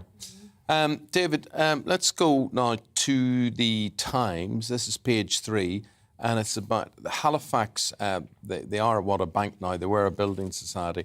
Halifax has suggested that customers can basically pack up and go, close their accounts, if they oppose the Halifax policy of allowing staff to display their personal pronouns on name tags. So that means whether I would prefer to be called she, him, her, Mr., Mrs. Or they. Or they. They. Yeah. Yes, the staff are being, Halifax, which is its slogan is "It's a people thing," are insisting that it's a people thing to display the pronouns and to avoid any accidental misgendering, as they call it. But it's created a bit of a storm among its own customers who say, look, we don't care whether we call him, or her, or they. We just want a speedy service and a decent bank. And lo and behold, the Halifax goes and tells all the people who attack them for this on social media, well, you can always close your accounts if you want, but you're welcome to close your bank accounts, which has wound, understandably, a few people up. I mean, when I last went into a bank, and you don't go into... I remember that very often these days. No, it's all done on your laptop. Why does it matter so much? I understand it matters to you, perhaps as an individual, but why is it particularly important to me that people call me Mr. Holmes as opposed to Mrs. Holmes or Miss Holmes or anything? Why? It's not important to me. I couldn't call me what you want. I couldn't care less. And most of you do call me what you want. But why is it so important that you poke people... Identity politics is a huge thing now, isn't it? But you make people declare who or what they are. When they wake up and think, I haven't really thought about it. Well, so if you've got a badge and it says Isabel, and then underneath in the Halifax thing, it would say she, her. She, her. If that's what you chose. Right. But as a customer, I wouldn't ever come in and need to address you. As she, and if her. I did, I would be being very rude. If instead of saying, excuse me, if I said she, exactly. I told her I wanted to transfer. And if it says Isabel, you won't say she or her, you say Isabel. Yeah. So Yeah. you've got a name tag on there. It's got your name. I don't get it. I think I think it's fine for people to want to call men wanting to call themselves she and women wanting to call themselves he. Well, I think and if it's so, they can display that, but the rest of us don't need to. Worse than that are TV programmes, particularly other news channels, who will describe, whatever it is. Amanda will be here with the news update at 6. And you sit and go, who is Amanda? Who are they talking about? Nobody ever gives surnames, including my producer, who's speaking to me now. He calls everybody by the first name. What's Charlie's surname? No idea. There you go. He's never told me. Doesn't go by any surname. Charlie Cook, just like in the children's book. You Charlie called him Cook. he then. You called him he then. You called him he. Did you check? I didn't check. You've called him he. But I do think, people should be given two names, and I don't understand all this obsession with. Or if you just want to use one, just use the surname. Holmes. Hey, Dave. Well, when I was at school, you were called by the surname. David Woodin, I'll use both his names, said earlier, when you were going on about R. Kelly, I thought you were being Liverpool Liz, like R. Liz or R. David. R. Kelly. Always a scouser. Hey, David. We've got to take a bulletin. So look, it's been a pleasure. Absolutely. It's been a very short one. Very short one, but we've enjoyed every minute. They pack so much. The man that has no surname, and I don't know how he identifies himself, packs so much into this programme that we have to Well, ta-ra, Eamonn. Ta-ra, Elizabeth. Ta-ra, Isabel. Ta-ra, kids. And here's the headline update. The UK has pledged to boost military aid to Ukraine by £1 billion. It's a 77% increase in funding, and it'll be used for sophisticated air defence systems, drones and electronic warfare equipment. The Prime Minister has refused to rule out a snap general election. Boris Johnson would not comment on whether he'll bring forward the next poll due in 2024, but says he's focused instead on dealing with the cost of living and the war in Ukraine. A palace source says changes have been made in the wake of the bullying allegations against the Duchess of Sussex. It's claimed procedure updates for royal staff mean they're more able to raise concerns and receive support in future.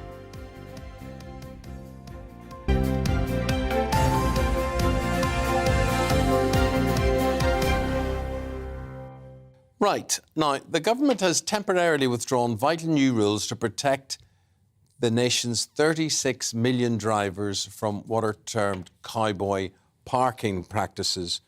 Don't look at me. No, I'll tell you what I'm looking at. Just the term cowboy. If they're cowboy, why isn't something done about them? So this has gone on I only ever had one parking ticket in many decades? No, that's not what I'm arguing about. I'm arguing about they're either legitimate or they're not legitimate. Are they cowboy? Are all parking companies cowboy? Because that's what they seem to be labelled. People seem to be happy to take the money that they generate. Well, this is true. But the point we're making now is if you've got a parking ticket, you get one, have you ever challenged it? Because your chances of succeeding are apparently very, very good. As this man, Barry Siegel, will tell us. Barry is the founder of appealnow.com and he's a parking ticket expert, parkingticketexpert.com. So we're very accepting, Barry, are we, of our tickets? Well, there are two types of tickets. There are council tickets, and which are governed by law, and private parking tickets, which are governed by contract. It's easier to deal with councils because they're governed by very strict rules. But interestingly, if you look at the cases that have gone to the adjudicators, on average, the motorist wins more than 50% of those appeals. And in 25% of the total appeals, the councils actually give up before the hearing. Ooh. So the cowboy operators have more gumption, have they? They're more up for a fight. Well, the private parking ticket operators operate in a much more different way. They're there to make profit. And some would say they don't care how they do it. Councils are not permitted by law to make a profit. They can only recover their costs of roads, etc. So, for example, if you were parking for too long in a Sainsbury's car park because you went off and did your other shopping, or if you'd gone to the hospital and you couldn't find a parking space but you didn't want to miss your appointment and you parked somewhere dodgy and you got a ticket, you probably wouldn't have much success in challenging those? Well, if you were attending a hospital appointment and you parked on the road, councils will in the main be quite understanding. Sorry about that. All right, I thought I'd switched that off. Somebody towing your car away. I hope not. So they would be more acceptable. Private companies, for example, your example with Sainsbury's, much more difficult, but not impossible. Okay. Well, this is good advice. I mean, parking attendants, is it a tough job? Should we have sympathy for ticket inspectors? It's a horrible job. I mean, I just see a ticket inspector. I'm so sorry if we've got ticket inspectors watching, and I don't feel warmth and affection. Yeah. It's a horrible job. You're out in all weathers. Councils say there aren't targets, but whistleblowers... Right. So they're going out saying, I need to give 10 tickets today or in the next 2 hours, and they actively go and look to cause misery. Yes. But it puts a terrible pressure on them, and they may... And so I have a great sympathy. The real problem is that motorists don't appeal when they should. They just roll over too easily. Isn't the main problem is that motorists park in the wrong places at the wrong times? Sometimes, but a lot of cases they're parked correctly and they just get tickets. So, for example, if you're a business and you're parked and you're unloading or loading, that's perfectly permissible.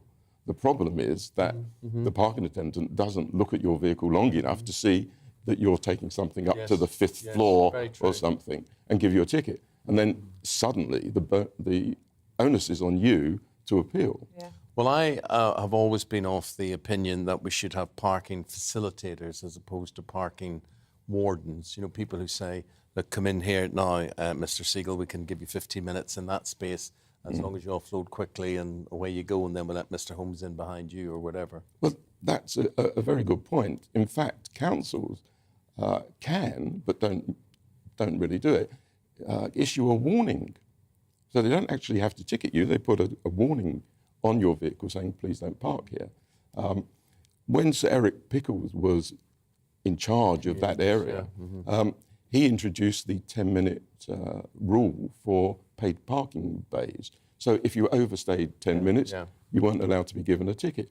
And I would like to see him much more involved again in parking, because I think he would make it much fairer. Do you think it's harder than ever to park your car? I mean, it's something we talk about, isn't it? If you do want to just pop into the shops, really quickly grab a pint of milk, it's impossible.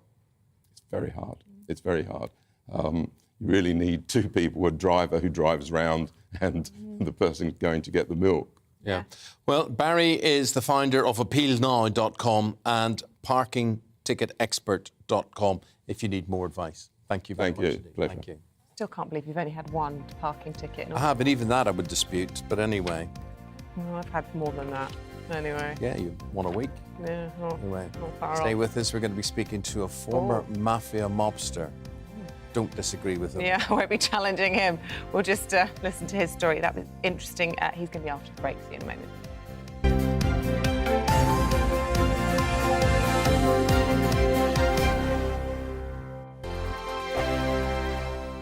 We are GB News. We're right across this great nation. On TV. On radio. On digital. Absolutely everywhere. We don't talk down to you. We embrace all voices with honest and civilised conversation. We are not part of the establishment. We're one of you. And we're only getting started. Join us on GB News, The People's Channel. Britain's news channel.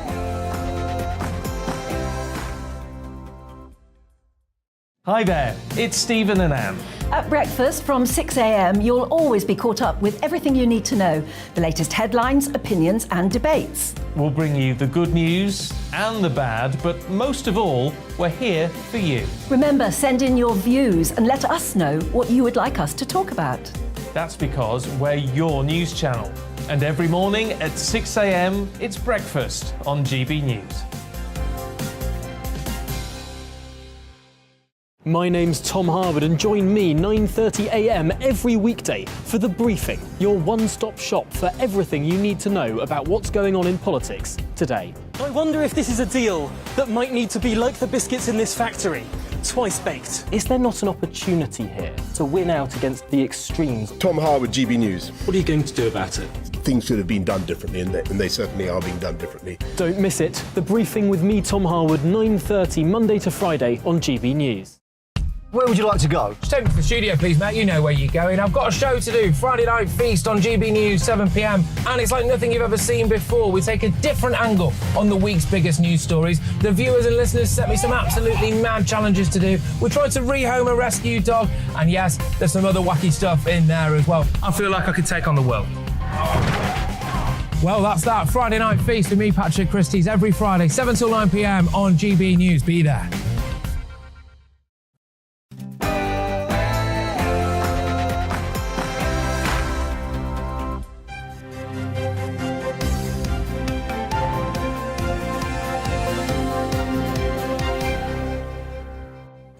Britain commits 1,000 troops to defend Europe against Putin.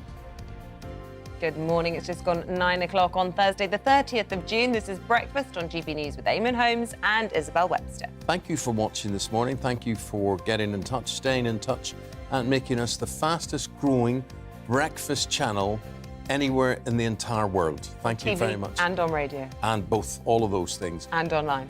Here's what's leading our news this morning. The Defence Secretary Ben Wallace has announced plans to send 1,000 British troops and one of the UK's aircraft carriers to Russia's border as part of a force that could defend against a possible invasion of Europe. It comes as world leaders attending the NATO summit declare Russia the most significant threat to security and peace in Europe. The bill for the royal family soared to more than £100 million last year. New reports revealed the rise in expenses was driven by the renovation of Buckingham Palace, which is ongoing, and preparations for the recent Queen's Platinum Jubilee. And the multi-platinum selling R&B artist R. Kelly has been sentenced to 30 years in jail for sexually abusing children and women. Handing down his sentence, the judge said the singer had an indifference to human suffering. And remember, you can join in any of our discussions by emailing gbviews@gbnews.uk, or you can tweet us at gbnews. Indeed, lots of you found us funny this morning. Mike got in touch. You are both fantastic. Not often I wake up and have a good laugh. You are brilliant. Keep it grounded and keeping it real. This one as well from Kathy English. The more I watch you, Eamonn, and the people you've met in your career, I wish they'd bring back This Is Your Life just for you. Just for me. You know, I was named after Eamonn Andrews. You don't know in a minute. I do know. I bet you don't. I do. Your mum's favourite from This Is Your Life. There you go. Well enough about you. We're after a people's champion, not just the famous Irish broadcaster.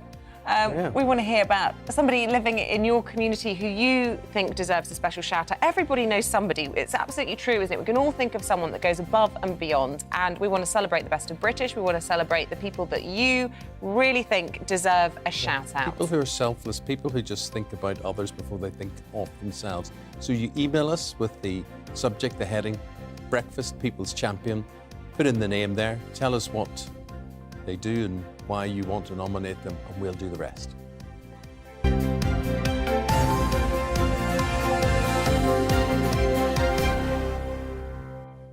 The cost of the royal family has risen to a record £100 million, according to the monarchy's annual financial statement. Well, let's speak to the royal author, Norman Baker, who's been having his say in today's newspapers. Good morning. Good to see you, Norman. Look, it's expensive keeping the royal family afloat, and it costs us, the taxpayer, an awful lot of money. It does. In fact, 100 million is just a start of it, because you have to add on 200 million or thereabouts for security, often for minor roles that, frankly, no one's ever heard of. You then add on the expensive tax breaks, which only the royal family gets. For example, inheritance tax is not paid when private wealth goes from sovereign to sovereign.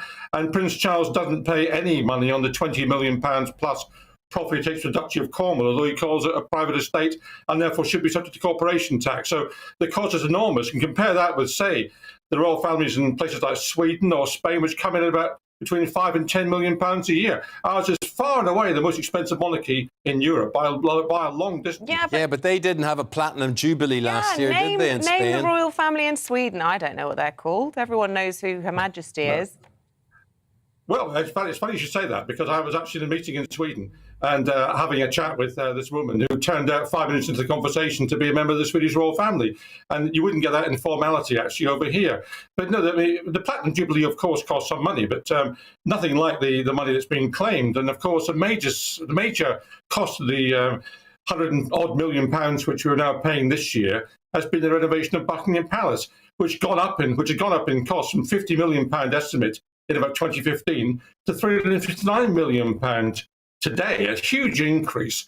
And of course, the other thing which has had to be said about Buckingham Palace is that although we're paying the entire bill as a taxpayer for Buckingham Palace, the Queen and the royal family regards the income from ticket sales as theirs, as private income. So they get the money in and we pay the bills. Yeah, that doesn't sound right, that they can't have it both ways like that.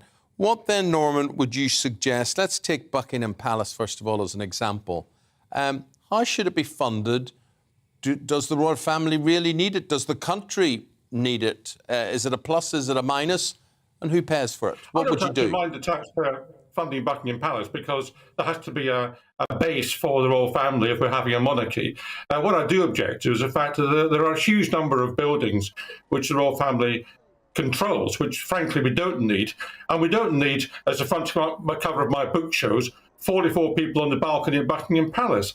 We need to slim this down. If you look at other monarchies in Europe, the reason they're a lot cheaper is because you have the head of state, they have the heir to the throne, and maybe the family beneath that. That's a very narrow, linear line. So in this country, we should be looking at the Queen, Prince Charles and Camilla, and then William and Kate. And everybody else, frankly, should be out getting a decent job.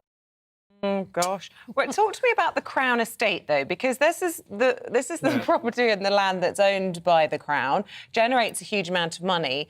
Only 25% of that goes to the Queen, to the monarchy. The rest it goes back into the Treasury coffers. So does that balance things out a little bit? No, I'm sorry to go back into deep history, but in 1760, when George III was short of money, he did a deal with the government of the day. The Crown estates, then the property of the monarch, was handed over to Parliament, became public ownership, and in return, Parliament gave George III a civil list, an allocation each year of money. And that situation continued until 2011, when, under pressure from Prince Charles, the government then conceded, wrongly in my view, after 250 years, that money from the Crown estates, which is effectively public government money, should be used to calculate what the royal family gets. And the Crown Estate is, of course, a property company and does very well indeed each year with rises above inflation. So we've now got 25% of that going to the royal family. But the other side of the equation hasn't been corrected, because in 1760, George III was paying for the police, or the army, for the civil service, for the judges, everybody else out of the public purse. And that weight was given to Parliament. That was a deal. So if Prince Charles wants the Crown Estates back, then my view is let him have him, but then he can pick up the bill for all the things which George III used to pick up the bill for in 1760. In short, Isabel, the Crown Estates is public, not royal, and there should be no money, in my view, from the Crown Estates going to the royal family. Well, Norman is an expert on all of this, and he has a book published about how the royal family is financed as well. But the Platinum Jubilee, Norman, whose responsibility should that be? Is that a pure jolly for the Queen, and if she wants a party or a shindig, she should be paying for it? Or is that a state responsibility to honour her? No, I don't think I think it's perfectly fair that the state pays for that. I mean, I think you're talking in the low millions for the Platinum Jubilee. There is a cost to it because productivity stopped, but there's also a benefit in that people came in and it was a worldwide event. So I don't begrudge the Queen her Platinum Jubilee. I mean, she's done 70 years on the throne. People respect and like the Queen, and she's 96. So why not have a party? And also, it was the first party for a lot of people coming out of COVID. I don't mind that. I don't mind Buckingham Palace being paid for in reasonable terms from the public purse. But what I'm saying is that there's a whole lot of expenditure which is simply unjustified. If you look at the travel details which came out today, I mean, for example, there's a flight which Prince Charles and Camilla took from Glasgow to London on a private plane, which cost the taxpayer £16,000. Why can't they get on a train like everybody else? When you put it like that, it does beg that question. Probably because there was a royal train, wasn't there? Have we got rid of that? Decommissioned, probably. The royal train's still there and very expensive, actually. But there's a very good. I came up with it last night. I'm in Liverpool actually today. There's a very good train service from Euston, goes north to Glasgow. It takes 4 hours and 15 minutes, and it's a very comfortable train from Avanti West Coast. And I would thoroughly recommend that to Charles and Camilla. Very nice journey. So wait a minute. So it's a semi-royal train. I mean, they can commandeer it every now and again. But then, do you get to sit in a carriage that's all royal and plush? No, I'm suggesting they just travel with everybody else. They can travel first class, of course. Can we just go? The Royal Train, yeah. The Royal Train exists and sits on a siding. I happen to know where the siding is most of the time. It's there as a diesel train powered by vegetable oil, because Prince Charles, rightly, I suppose, wanted biofuels to try and make the train go. But it's hardly ever used, and it's cost about £100,000 last year, I think, for 3 outings. So it's actually quite an expensive proposition. It's been kept there because the Queen likes the Royal Train. My feeling is, quite frankly, although I'm in favour of trains, is the Royal Train should be retired when the Queen goes, and we should ask the Royal Family to get on the normal train. And the Queen sometimes does. Last time she went to Sandringham, I think, she got on the train, the standard train from Liverpool Street. These things can be done. I wanted to ask you, going back to the Platinum Jubilee, and sorry if you don't know the answers, but putting you on the spot, but we obviously just had Glastonbury this weekend, and we all know the huge fees that the headliners get paid for that. When it was the Plattijubes, as it was awfully described, and it was that amazing concert outside Buckingham Palace on the Saturday night, and we had the likes of the American Alicia Keys, you had Rod Stewart, all the big names. Were they getting those same market rate fees? And if so, were we stumping up the bill for that? I don't know the answer to that, Isabel. No, actually. that's fine, fair enough. It just occurred to me. I hope they were doing it. I hope they were doing it voluntarily. Do you think? We'll have to try and see if we can find that out. Interesting. Yeah. Norman, always fascinating talking to you anyway, and wonder if your prediction will come true that the Royal Train might be decommissioned when Her Majesty passes. Who knows? Always good to see you. Thanks for making time for us, and we'll see you again very soon. See, I suppose... Thanks, Norman. I mean, there was a time where, the Royal Yacht was just taken as... for granted, and then when it was decommissioned, the Queen cried, and a lot of people cried, and you think, well, what are you crying for? I mean, at least you're not paying for that anymore. But then you could argue it was flying the flag for Britain around the world. Well, it's the same with Buckingham Palace, the argument, do we just let it go to rack and ruin or turn it into a hotel, or do we try and look after it and keep it to, modern standards and preserve it for future generations? What would you do? I mean, at the end of the day, I suppose what Norman is saying is it's your money at the end of the day. And we've all got less of it as well. The Queen, God bless her, she's got plenty of her own. If not stuffed in suitcases, it's stuffed under the bed, I'm sure. And what's she doing with it? What does she do with it? And why doesn't she spend more of it on the royal family themselves? So it's always a very divisive subject. But let us know what you have to say, and we'll try and read those out before the end of the programme. GB Views at gbnews.uk, or you can tweet at GB News as well. Now, grab a pillow. We're going to take a break. During the break, make sure you get a pillow you can hide behind, because we're going to be talking to a real-life mafia mobster who left a life of crime behind. We'll have all the details for you here. You've got about 2 minutes to try and sort that out. See you there. Hello, a very good morning to you. I'm Aidan McGivern from the Met Office. Showers again for many of us today. Some lively downpours in places, interspersed by brighter interludes. It's the same pattern we've seen over the last few days. It will continue over the next few days. Low pressure to the northwest, and around that low, unstable air, the air bubbling up all the time, producing showers and, in some places, longer spells of rain. For example, eastern Scotland first thing, some more prolonged rain. Eastern parts of Northern Ireland as well. Risk of localised flooding here because of the wet weather this morning. But across the rest of the UK, it's a mix of sunny spells and scattered showers. Winds are light, so the showers will be slow moving. That means if you're unlucky and get caught in a few showers, they could last some time, with some hail and thunder in the south. But equally, the sunnier spells will last for a bit longer. So where we get some sunshine, the potential for 22 Celsius eastern England, more likely 18, 19, 20 degrees for much of the rest of the UK. Showers continue for a time into the evening and overnight, before eventually longer clear spells across the UK. And with light winds, clear spells, cool air in place, temperatures dipping 11 to 13 Celsius in the main urban areas, but single figures in sheltered spots. A bright start nevertheless tomorrow, plenty of sunshine first thing. Still some showers around coasts initially, as well as inland as the temperatures rise through the morning. And again, the showers will be heavy and slow moving in places. By the end of the afternoon, the focus will be towards the eastern parts of the UK, with drier and brighter weather towards the west. But temperatures once again a little below average for the time of year. Saturday sees further showers, particularly towards northern parts of the UK. Sunday, some signs of improvements, drier and sunnier weather, and that trend continues into next week.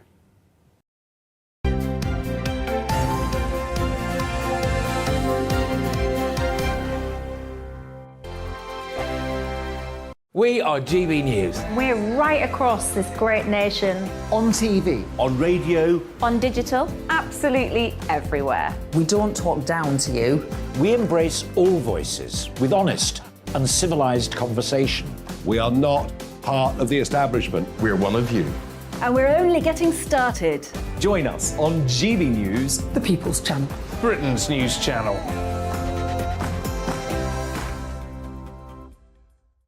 Hi there, it's Stephen and Anne. At breakfast from 6 a.m, you'll always be caught up with everything you need to know, the latest headlines, opinions and debates. We'll bring you the good news and the bad, but most of all, we're here for you. Remember, send in your views and let us know what you would like us to talk about. That's because we're your news channel.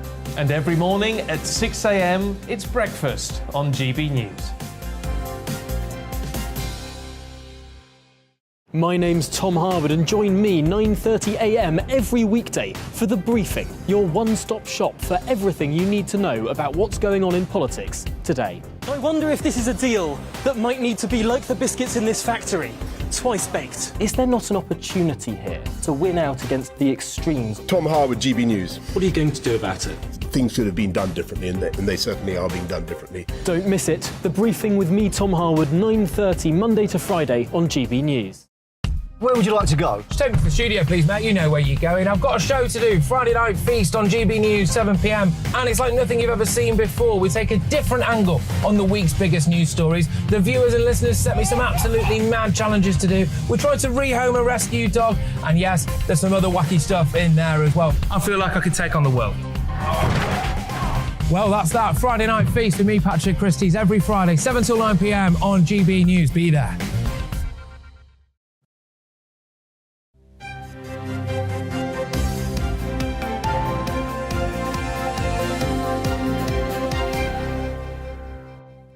Eamonn and Isabel here on a Thursday morning. Thank you for your company. This is Breakfast on GB News. Now, if you're a fan of The Godfather, Goodfellas or The Sopranos, you are going to love our next guest. Michael Franzese grew up in a mafia family and even joined the mob himself.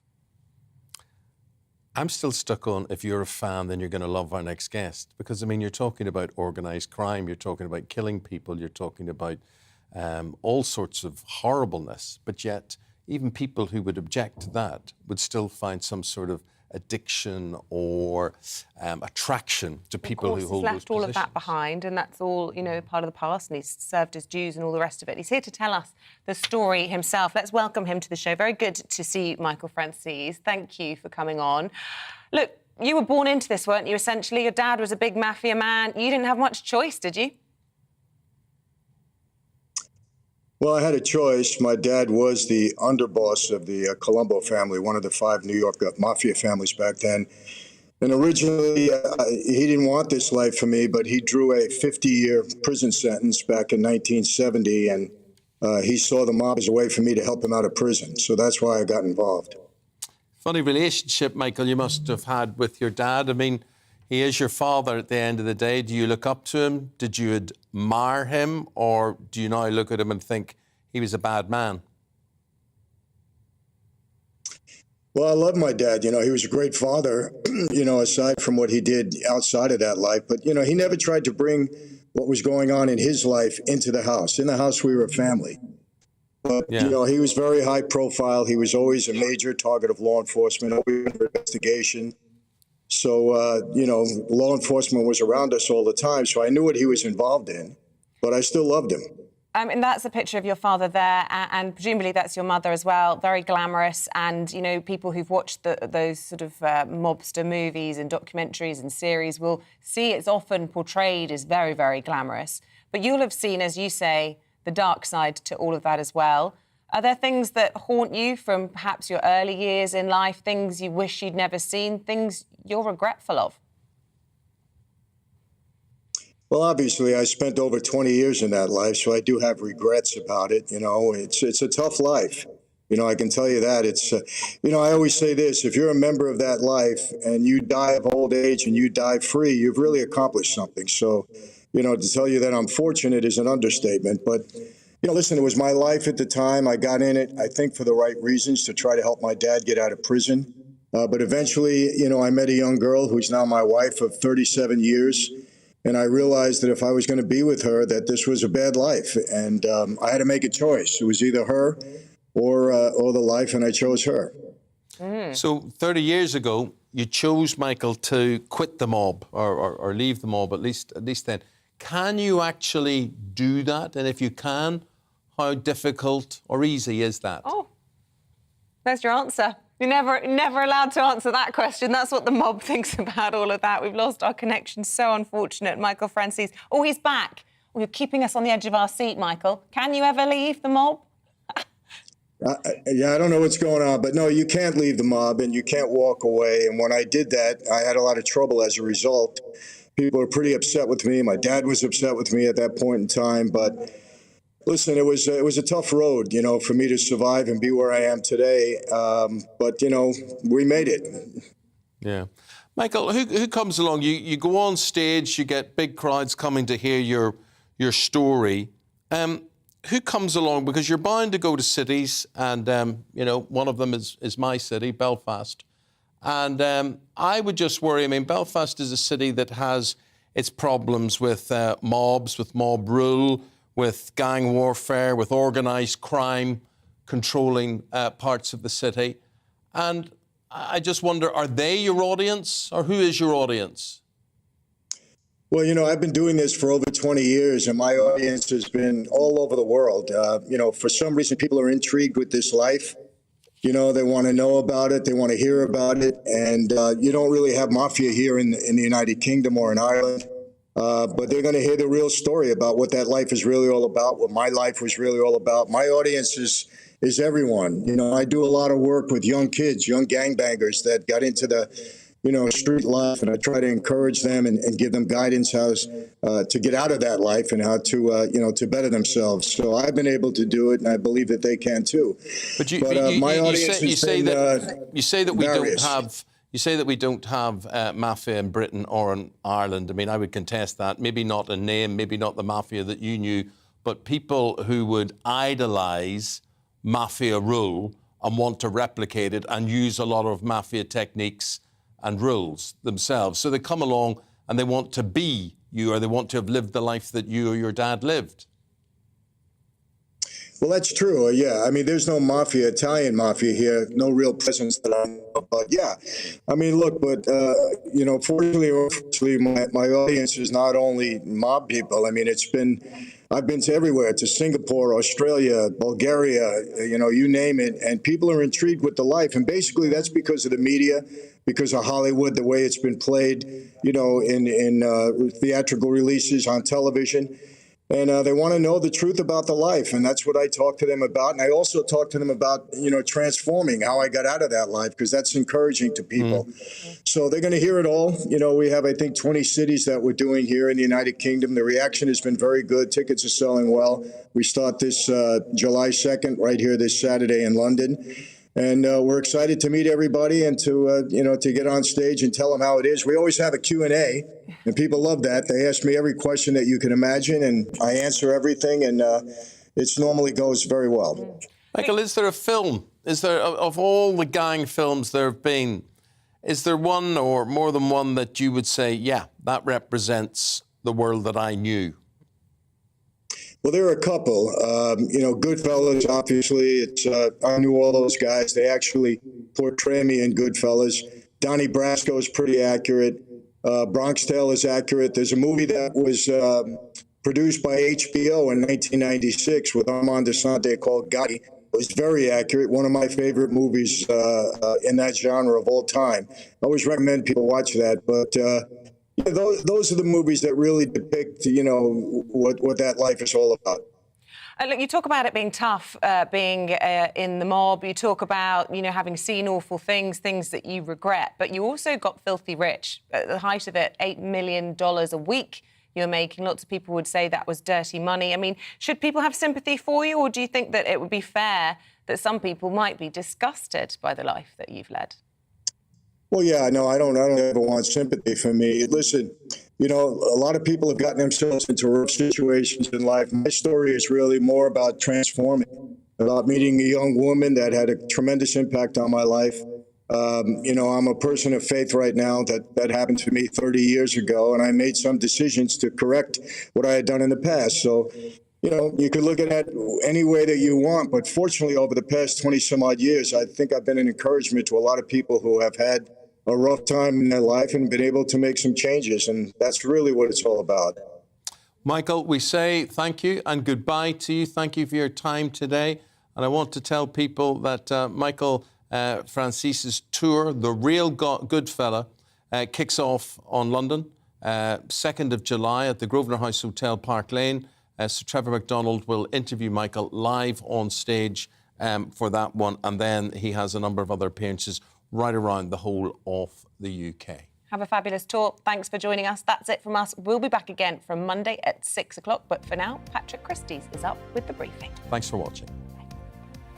Hello, a very good morning to you. I'm Aidan McGivern from the Met Office.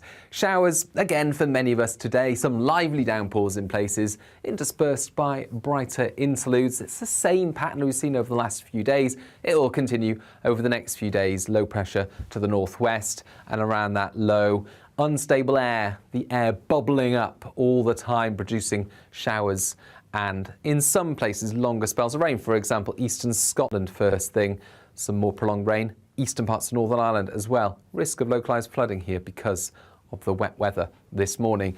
But across the rest of the UK, it's a mix of sunny spells and scattered showers.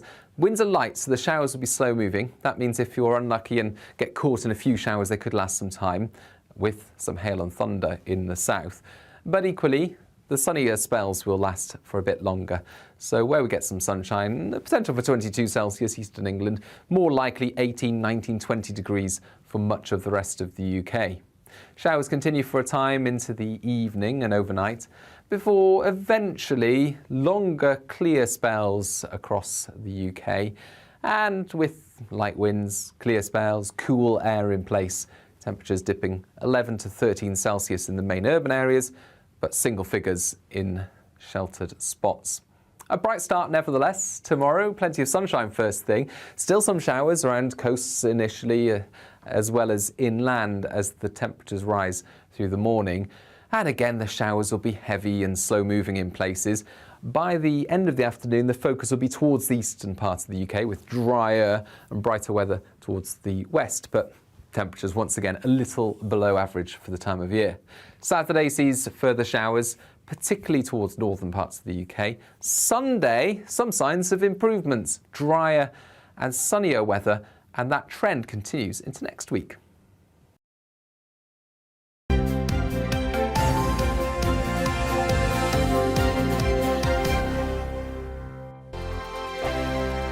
We are GB News. We're right across this great nation.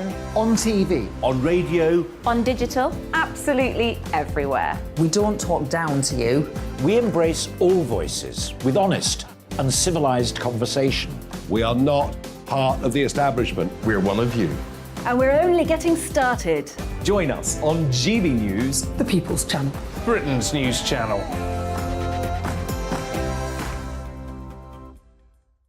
Hi there, it's Stephen and Anne.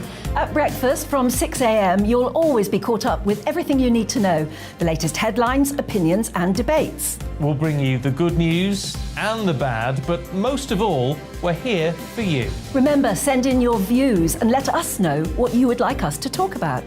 That's because we're your news channel.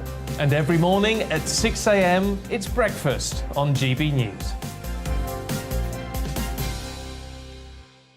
My name's Tom Harwood, and join me 9:30 a.m. every weekday for The Briefing, your one-stop shop for everything you need to know about what's going on in politics today. I wonder if this is a deal that